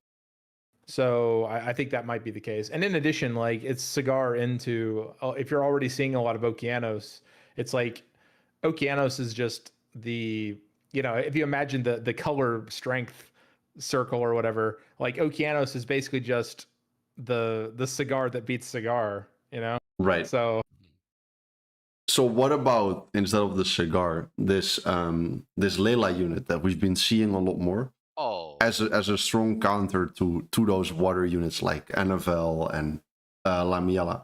Because I feel like whereas Cigar might struggle a bit more in this current meta, Layla might actually shine. Because if your opponent is the one taking the Oliver and then the water unit to counter your Megumi and stuff, I feel like a Layla could completely negate those water counter picks by herself entirely. How do you feel about this, Glory? Because I know you're a big Layla fan. I'm trying, you know. It's basically, why would you play Sagar or any other wind CC unit when you have Layla? She has that anti-cleanse that is actually changing the meta. Like we talked about it earlier when we were talking about Dark Shiho, Dark Monkey. But like anti-cleanse right now, it's like coming and it's like the trending debuff. It's becoming the best, strongest, one of the strongest debuffs. Like it counters all these units like Juno, Joseph, Pager, all these units that actually cleanse. And like once we already noticed it with the Comtru was adding some like the collab. One of the new collab units actually also own anti-clans, and they trying to push the anti-clans. So more of like I feel like the balancing team want the game to be like, so people asked about nerfing Hagang or like fixing Hagang. Why would you do that when there is units like Zima or Layla, right? So that's their mentality, that's their logic. And I feel like Layla or Zima are the units that are actually excelling perfectly on doing that. And like people have been actually asking for some Hagang nerfs, but we getting them. We just don't have the Hagang nerf directly. We have it indirectly, which is, kind of cool. So the Zima unit that you mentioned, we don't really see it as much. Why do you think that is? Yeah, sadly. I feel like because of the elements, fire, if Zima was water or wind, we would see her more. I think a fire AoE unit that strips and debuffs, it's kind of awkward, right? You won't land on Hagang, for example, you won't land on Josephine, you won't land on all this annoying water units. Annabelle will actually, so if Zima S3 was like without element disadvantage, or if she was an LD scroll, that would be actually insane. Right, and what about element is the problem? Yeah. Could it also just be a thing of multi-hits? Because where if you're drafting a Layla, she's got that multi-hits on the skill too, which means you have multiple chances to land on the fire units, right? But that Zima skill tree, that's a single hit, so you only have that one chance to land. I feel like that's a lot of units these days where multi-hits are so strong because it gives you several chances to land. And in the end, what wins games is consistency, of course. And with these multi-hit units having so many more chances to land, they're generally going to be more consistent at doing what they're supposed to do, right? Yeah, definitely. Yeah, you're right about that. Like, multi-hits are actually a very good factor. I mean, in fact, my Layla has like a weird build on full additional damage, 1,600 attack plus. And I'm just doing so much damage with S2 because of her multi-hits. And like someone mentioned Aya in the chat. I just go through Aya and just try to kill her even before she kills my team. So yeah. Right. And then what I noticed is, I think it was only Pinkroyd that was really drafting a lot of Masha. How do you guys feel about Masha in the current meta? Because I don't think we see her as much as we used to previously, but it should still, I mean, by all logic, be a very strong unit with the fact that she gives herself immunity, which a lot of the current strong units do, where they either steal buffs or they give themselves immunity, such as the Fire Megumi or the Water Monkey King. They'll have a way to protect themselves. So why is it that you guys think we see less Masha than we did before? I mean, in my opinion, she is really hard to rune. And if you want her to shine, you have to give her good runes. And only people with like a good rune quality depth, like Pinkroyd, can actually do that. And in my opinion, like, you cannot draft Masha when you see a first pick Shiho. I don't see it, because your Masha, if it's a good Shiho, your Masha almost gets dismounted with just one Shiho S3, right? Unless you have like a really tanky Masha. That goes back again to the rune quality. I think Masha is situationally good. She is actually a little bit underrated because she's like an offensive bruiser. Like, she is an offensive Missy. She's an offensive Fire Monkey, in my opinion. She's not bad. She's just less invested runes on because she's situationally good. Right. What about you, Abs? How do you feel about Masha? So I'm not sure I'm a huge fan of her in general.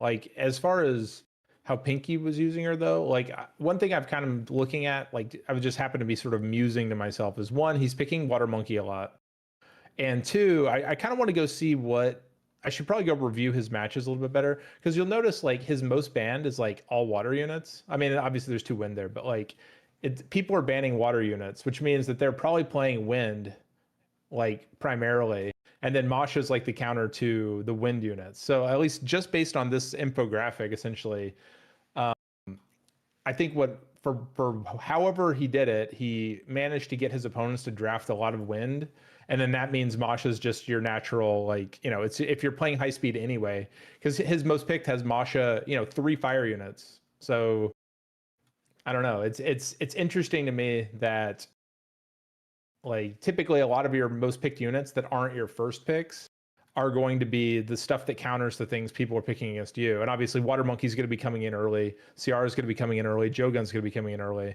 which means that his counters ended up being fire units a lot of the time if Megumi and Masha are showing. Right. Basically, yeah. If your draft can get them into a place where it's mostly wind units, then if you have a well-run Masha, she's just gonna like, you know, go to town. Right, she's gonna annihilate the entire draft. So you feel like if you're the one that's drafting the Fire Monkey, you're going to end up in a lot of, I mean, the Water Monkey, sorry, you're going to end up in a lot of situations where Masha might just be a super strong pick to just take out all those wind units that are going to be drafted against you. Right, exactly. And obviously LDs and all that. So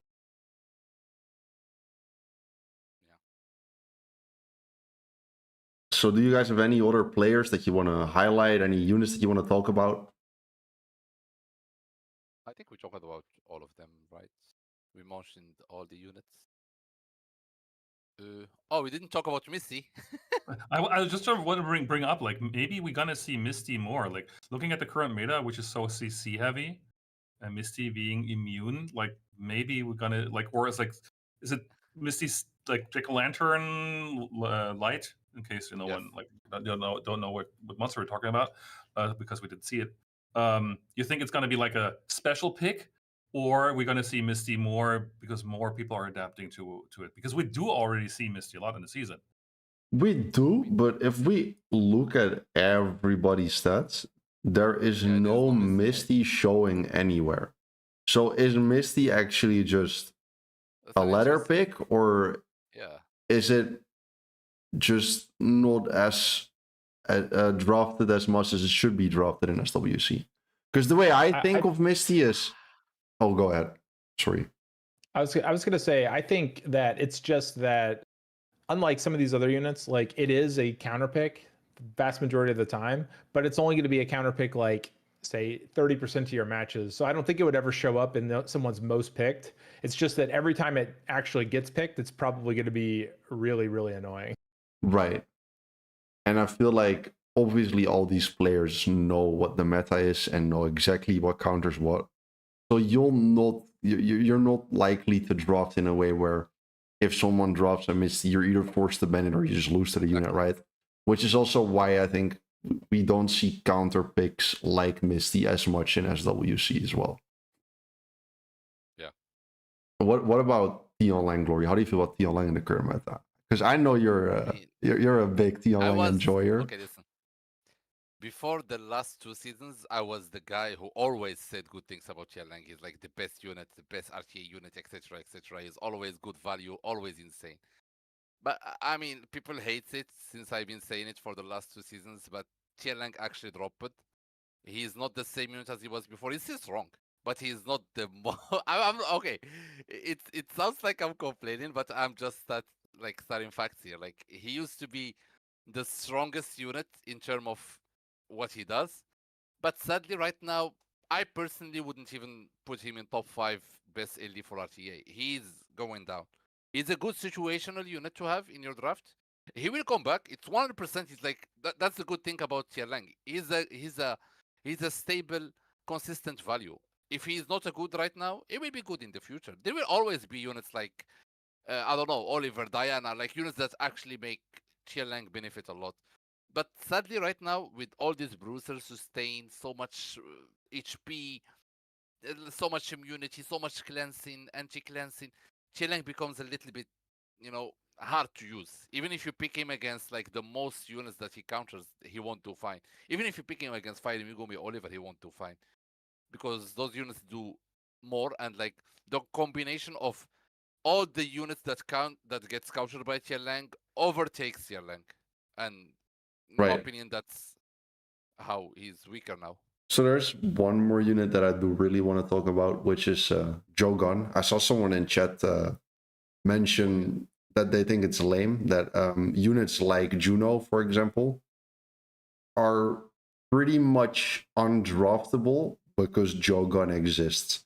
Do you guys think Jogan is too strong as he is right now? Or how do you guys feel about Jogan? Sean, go ahead. I think Jogan is just like Jogan is just another LD like unit ish because he's fire, but he's not really fire. Like nothing about him is fire. He doesn't get counted by water unit specifically. He just does the thing.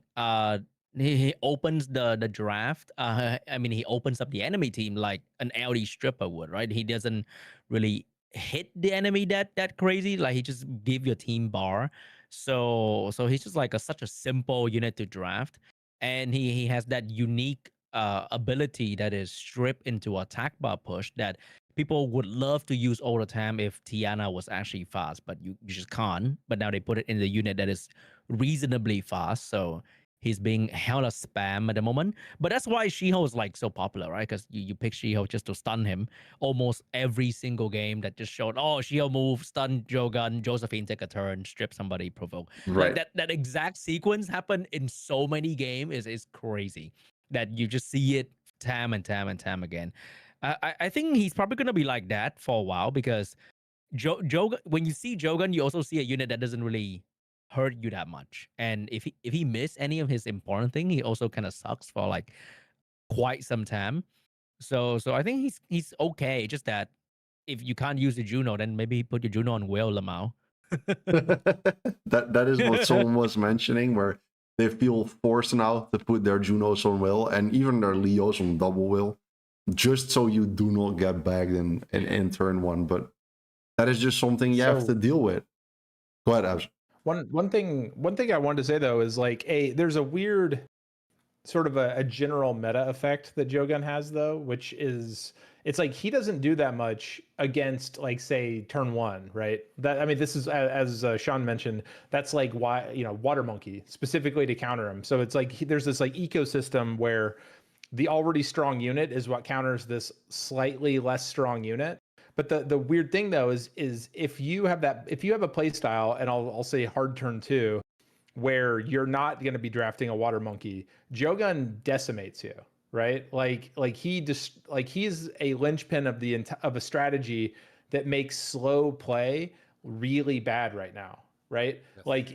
I imagine going from a couple years ago, Ragdoll. Like I don't think they even needed to nerf Ragdoll. They could have just done this Jogan buff, and it probably would have been fine. And that's a crazy thing for me to be saying. It's like, you didn't need to nerf Ragdoll because everyone hates Ragdoll, right? But like the issue is that Jogan is really the thing that's making turn two like not very good because Ciara Jogan is with a decent Ciara is enough to kill almost any turn two unit you want to kill, right? So like you can turn a game into a 2v4 on the first turn with 2 units, right? And it's not, and that's still 3 extra units to be able to counter pick you with. And I think Jogan's a big part of that. Like I have Light Twins, which like on paper is very, very similar to Jogan, like in how you use it. It's a stripper attack buffer that can kind of boost your team. But the fact that Jogan does all of that on the first turn, like he gets to blow his entire kit turn one if with one off-wheel unit. So you've gotten all of his value at swift speed, like he's actually kind of crazy in the right context. And I think I'm not sure they need to nerf him, but like honestly, like maybe if they yeah, maybe the attack buff, or maybe just don't do attack. Maybe like something else that makes up for it. But he is really, really strong right now, I think. That's fair. Point, I suppose. I think I agree with pretty much everything you guys said. The Monkey King is obviously why we're also seeing an increase in the resistance build Jogans. And Jogan is obviously the reason why turn 2 isn't as strong as it used to be. And you don't see it high up on the ladder at all anymore, pretty much. Because if you go into that turn 2 playstyle where you're like drafting Juno, Ragdoll kind of stuff, when your opponent picks Jogan, you're going to have to ban it or you're going to have to deal with it. And the only way to deal with Jogan with that team is by hoping he misses. Yep. So I would say since like by now, we have I mean, our specialists here, and hopefully also you have a pretty good understanding what picks we probably will see. Maybe some surprises actually. Kind of like we talked about all the meta units and what we're thinking about them and how they're going to be used.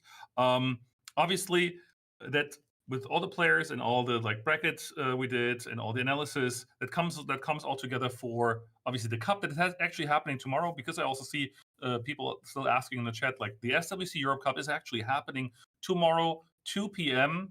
CEST, so European summertime, and you're going to be able to stream on our Summoners War Esports channel on YouTube. You're going to be able to also not stream but watch. You're also going to be able to watch on Chezo's Twitch for the French stream, on our Comtos EU Twitch for the German stream, and on Saichizo's Twitch for the English stream. And small reminder, again, we're going to have BO5, so best of 5 for all matches. So start right from the get-go, so no BO3 or something. And also, we're going to have a third player matchup. So that means we're going to have the place 1, place 2, and place 3. So it's a mini final. So with 3 players making it to the World Finals, which also adds an additional quarterfinals to the actual World Finals, so more games to watch. But starting tomorrow, 2 p.m. Europe Cup for SWC 2025. And now, since all the analysis is kind of done, let's start with the actual fun part, in which Scribble can show off his incredibly analytical skills that he trained so much to bring onto paper, which is actually our first kickoff for 2 things. First of all, we're gonna have a giveaway, also based on that. So that means Scribble is gonna show us. And by the way, Scribble's subtitle is like the Stickman Master. So in case you don't know yet, so we're gonna expect some really crazy drawings, because he's gonna draw some monsters for us. And if we're able to actually guess all the monsters, oh my goodness, it's already starting. If we're able to guess all the monsters correctly, we got. As you can see, this is my incredible drawing skills, by the way. Just so you guys know, this is how I draw. So I want you guys to know what you're in for. So, oh my goodness, Abs is already like, oh my goodness, like where is this going? Oh, so I was trying to guess. Hold on. Oh, that looked like Scribble, LD Net 6 unit, obviously. So just before Scribble starts to like put his skills onto the paper, he's putting like up 5 monsters. If we are correct, if we're guessing all of them correctly, by the way, chat, please help us, because as you can see, Scribble's drawing skills might be lacking a bit. What do you mean? So we might need some support. If we guess all of them correctly, we're gonna unlock an additional giveaway. So we have one giveaway, and if we guess all of them correctly, also with your help, we're gonna add another SD figurine giveaway right on top of it. That's happening after the drawing session.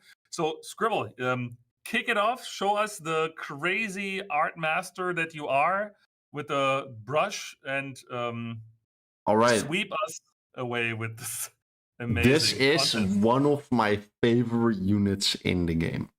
Just so you guys know, what I will be drawing now is one of the greatest units of all time. It's Oliver. It is definitely not Oliver. Sean, I thought like he's already starting like the tutorial video you sent him on Discord chat right before we started to stream. Yeah, I'm only seeing one thing, bro. Yes, exactly. It's a long and I know girthy that. thing. I forgot the name. It's a bird. I know who this is. You know who this is? Oh, it's Linderman. Yeah, dude! My God! What? Who's Linderman? What is a Linderman? You guys don't know Linderman? Okay, so Linderman is one of my favorite units of all time because of his incredible skill set description. If you read Linderman's skill 1, it says it may stun with a 24% chance. Use his skill 2, it stuns the enemy with a lightning ball. But then you come to the skill 3 and it's beautiful. Attacks the enemy with multiple strikes of lightning, stunning the enemy for sure. And ever since I read for sure, dude. Ever since I read that skill description, it's just been one of my favorite units. the season I got Special League Legend, I was actually able to play him in my my last game. So he's always going to have a special place in my heart. And as you can see, this is an incredible drawing, I would say. Yes. So it just Scribble just has no pause in showing us how good his design skills are when he was already doing the brackets, and now wow, like the peak of skill. The wings are backwards. I just noticed, but that's fine. Yeah, I know. Those feathers are not on right. I He think says a small disability, but yeah. I don't think worry. I think I could sell art if I really wanted to. He will fly straight for For sure. sure. For sure. Is there a way to just like Look how he's Control N? actually- Control N? No, please rubber this all away with every line. Yes, it gives us the pressure. Is that Talk to MS him. Paint? It is. Yes, I've it's- never used this stuff. Oh, That's my Control God. Z? Does anyone know how to actually just delete my entire painting? Because I don't know. No, I think you No, need to do this every time. Please keep going. It's the best. It just Don't worry, I keeps- got this. I got keeps this. The tension Professional high. staller Yes. found a new way to stall. Okay. All the yellow's pretty much gone. Now for our next unit. By the way, we got 1 out of 5 correct, so we're on good track here, and like with those Okay, skills, I mean, see we are good. I think this is a little bit of a classic. I think if you guys don't guess it, I don't know what is wrong with you. No pressure. No pressure. Ragdoll. Obviously. Are those his arms or her arms? Tiana! What are those? Josephine? Whoops. Ciara? Yes, that's Gianna. Now, who made this No, be? Which unit could this possibly be? She's eating an apple, something like that. To everyone saying Sierra, you are so wrong, because what color is Sierra? Yellow. This is drawn in the color black. Now, which element is the black color? Come on, guys. Gianna. Climate. Yes, sir. That is what it is. This is... Oh my god! I mean... this is really great. It is, right? Glory cannot even keep it up anymore. Let's be honest, Dustin. Like, you know how sometimes they have these art banners in the game? Yes, They should hire me, you know? Oh man, like I'm gonna tell you after the stream, I'm just gonna go straight up to our design team and say, like, guys, we got the first scribbles from Scribble for the next transmogs. So Also, premium SWC transmog pack directly from Scribble in the countdown stream. yeah, imagine you see your Gianna shows up looking like this in game. Unironically, if they released like a Halloween skin that was just like stick figures, It'd like be and it's so just good. a pack of like, yeah, it'd take them 10 minutes. Just release like 20 units at once in one pack for like the stick figure skins for $100. They would make billions. To anyone thinking I'm a Brent Risk, I don't know if you guys have seen the in-game illustrations. Come on, man! Like they draw them with like some some of these they don't even have any clothes on. So this guy's just good advertising. Come I'm on. not a Brent Risk. Come on, man. I just saw in the chat like crowdfunding for Comtos to not hire Scribble. Hey, what do you mean? Your chat. All right, that's actually 2 out of 2 correct so far. If we So get 5, orange, yeah, giveaway. yeah, exactly. So Scribble is showing his skills, and it's 2 out of 2 now. Wow. All right, this one will be challenging. It's Chow. Purple. No, purple. Wait. Oh it's wow, blue. it has to be Chow, right? It's not Chow. You're wrong. Wow. Okay, it's at least a water type, right? Is that blue? It is blue. Purian. But that's Zyros. It's blue. Come on, man. Zyros? Why did you say Zyros? What is wrong with you? you just like Scribble just wanted to like paint the Zyros bikini transmog because we're already talking about transmogs. Oh, Or a demon? Dark, yeah. I don't. light, No. I don't think any of you guys are going to guess this. Belial. Nope. Oh. Okay, chat. What is this? This is not a Yo, challenge. chat, this your is not giveaway is in the table. Yeah, this is not a Taylor. challenge. What a demon. Oh, Gideon. No, it's not a demon. It's also no Gideon. Is it a gargoyle? Nope. Oh no, Taylor, the it's Taylor, come on. Solvark. Solvark. The Wait, water. Glory, you're insane. I'm him. The Yeah, water you- Yeah. warrior, right? Like you guys like you guys know like is it correct? Yeah, Yes, it's the so water far. dragon. It's the water dracon warrior because as you Water can warrior, yes. see, Damn. Yes, you can this obviously is see. incredible. Like his body, right? And he's got these dragon wings, like right here, And right, he's holding right. Two, And then two big baguette. big because swords, Wait. actually, and he does have those little like demon horns on his head. Who needs to be hired? Right? It's crazy. Thank you, Glory is the only Glory. summoners. Glory is the only Summoners War player who didn't forget that the Dragon Warriors exist. I don't even have them. You actually like you even knew his name. I mean, no, listen, Mr. Devilblade in chat knew Water Dracon Warrior. I don't think Oh, true. anyone else guessed it though, but I mean, chat, you should all say at AG Devilblade, thank you, because he saved your guys' giveaway. Hey, Damn. He saved Okay, the. 3 out of 3. Can you believe? Now I have to delete this whole drawing. Damn. Yes, please do it as professionally as every professional designer would do oh it. my which is god. Scratching it off the table. Wait. I'm scared. Just draw over it. You're going to use a different color anyway. Exactly. Yes. look. Make it harder. Oh yeah. Whoa. Oh no, he found. I found the way. Oh no, he learned it. Damn. Okay. Glory, for the, like, I'm gonna draw one more, but for the last one, I want you to send me a DM on Discord with some inspiration as what to draw. Okay. So I'm gonna pick the next one, and then you decide the last one. All right.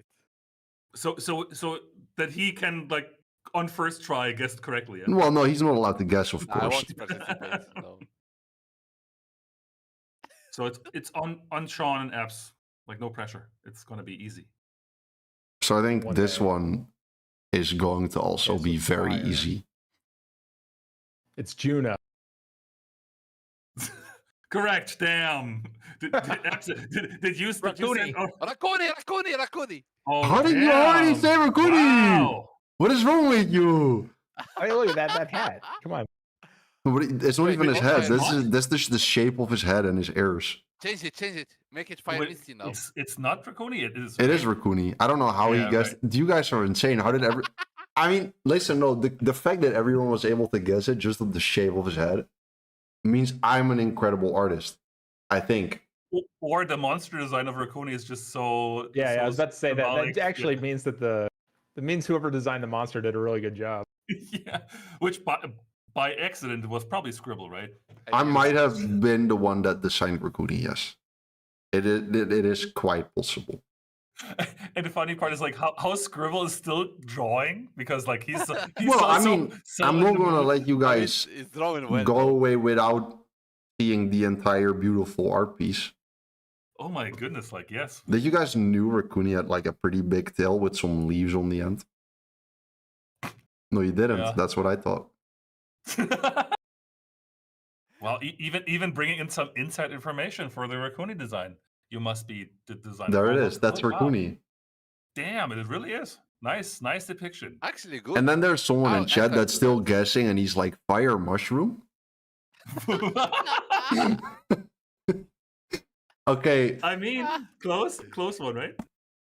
now let's see what Mr. Glory sent me to So draw. that is actually 4 out of 4. We have one to go, right?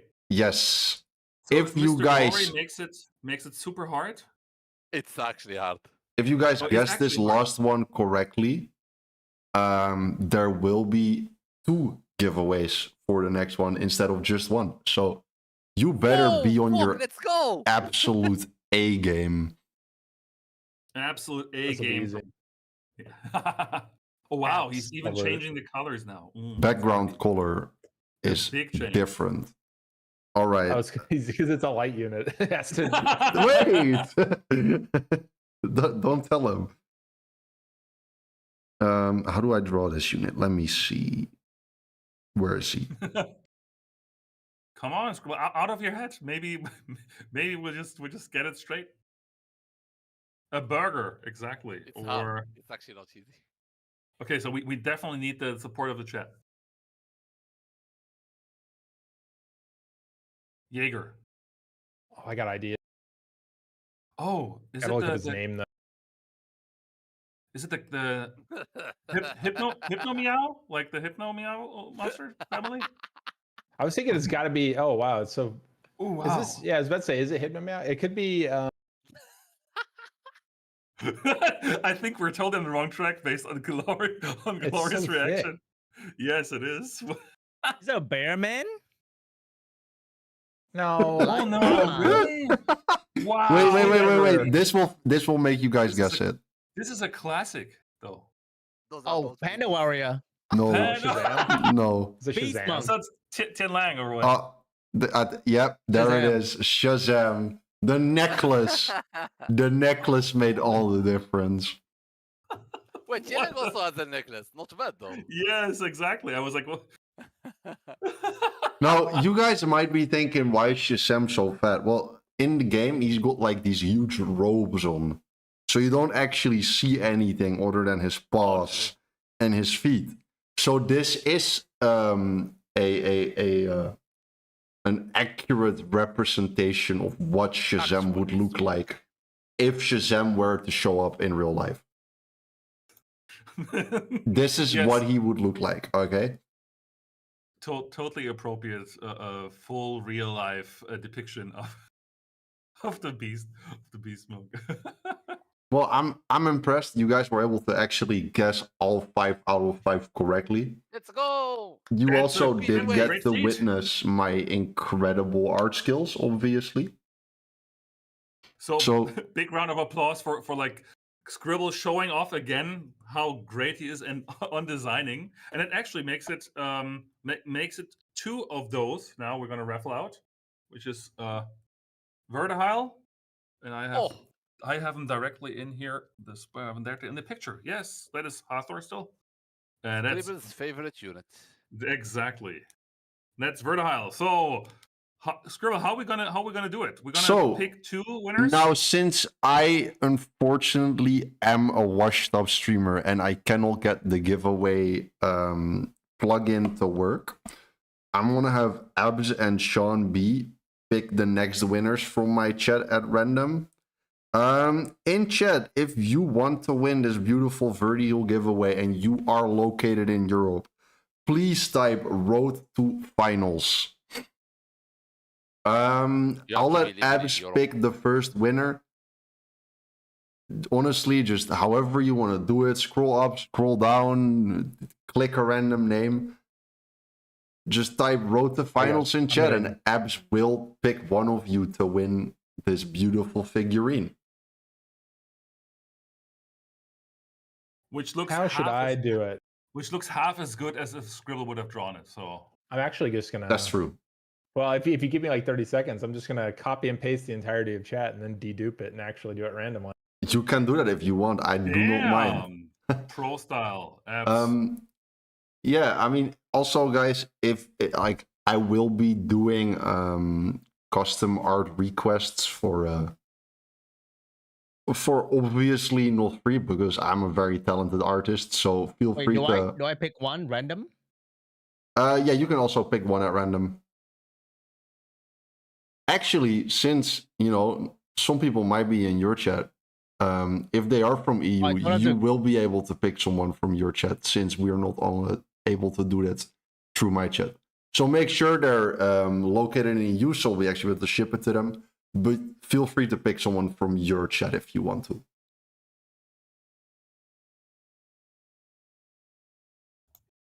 The only prerequisite is you have to live or have to have an address in Europe where we can send that to.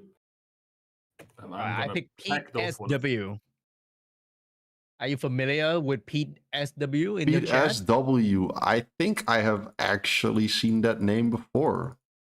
What do you mean? Previously subscribed for 4 months. You don't remember your subscriber? Whoa, for no. 4 months? I mean, my boy Pete, of course. My boy. Wait, I remember. How could I not remember Pete? That's my boy right there. Yo, what's up, Pete? Congrats on winning. My goat. All right, I got Catch the Rainbow. Catch the Rainbow. Wow. Underscore. Catch the rainbow. Catch the rainbow underscore? Yeah, I just put it in chat. Oh, nice. Oh, I saw him. So make sure, please, catch the rainbow. And what was it, Sean? Pete SW. Pete SW. Catch the rainbow. PM. Catch the rainbows follow today. Just today. Ooh. Thank you very much. Mr. Rainbow, just to confirm, are you located in EU? Please confirm or deny. I know, Pete. Do not type your address in chat because then you will dox yourself. We just need to know. And then I will contact you after the stream with a form that you can fill out. Yes, I am from Germany. All right, well, congratulations on winning this incredible Virgil figurine that Dustin is showing off right now. As well as Pete, congrats to you as well. Also winning that beautiful Virgil figurine. And yeah, I'll leave the rest up to you. Oh, look at it. There it is. Whoa. Okay, then thank you everyone for going through this wonderful scribble session. Scribbled. We could have called that like right from the get-go. Also, thank you very much for our guests being here. Any last words, apps, anything for the cup tomorrow? No, I mean, I guess the normal stuff. Good luck, everybody. I mean, I think everyone who's gotten to this point at least deserves it a little bit. So, I mean, whoever wins, you know, it's a good job. But in either case, try your best. That is wise words to our players that are starting tomorrow to battle it out for the Europe Cup champion. Sean, what about you as an avid SWC veteran watching or commentating over all SWCs throughout the years? What is your last thoughts? I hope Obama wins so that everyone can tune in and be super duper excited about that. And also the power of bicep will prevail. The power of bicep will prevail. And with that sophisticated comment about bicep size and the increasing winning chance, Glory. Next year, next year, bigger biceps directly to I'm your taking champion? over. I'm coming next year. I'm already working on my biceps. I'm not skipping gym. And yeah, I'm coming next year. Season ends in 7 days. Make sure you play your RTA. Challenge mode is coming. So many fun stuff is coming. Yeah, tomorrow make sure you watch SWC. And yeah, thank Glory, you for having us. can you do a little flex for us, maybe? Hey, what do you want to see? No? Come on, flex your biceps. The part is the biggest. I want to see that. I have sick hands. Oh, come on. I have thick hands. You don't have stick arms like me? Yeah, dude, look at me. Do it. Do it. You're His biceps is just so big weird. he's leaning forward. Oh, Oh, okay. That's okay. actually Thank you Oh, very my much. cam is just falling off. I'm very arms. sorry. Oh, broken. Okay. Yeah. Scribble, anything, any last comments? Roxas is going to win EU Cup. There you have it. I mean, in our prediction, he is third place. But if it goes for Scribble, In my prediction, Roxas he's the win- winner. I see it. Roxas to I've win read it the all. script. Guys, it's all scripted. Just so you know. It's all scribbled. And for me, thank you very much for everyone, for our guests and also for our viewers. Remember, tomorrow, Summon Us War SWC Europe Cup 2025, starting at 2 p.m. European summertime.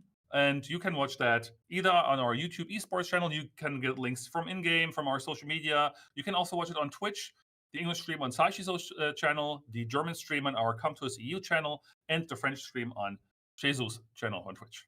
Until then, have a wonderful stream tomorrow. See you all tomorrow. I'll be in the English chat, by the way. So if you want to say hi, do that, please. And have a wonderful evening. Bye-bye, everyone. Thank you, guys. Goodbye. Take care. Bye.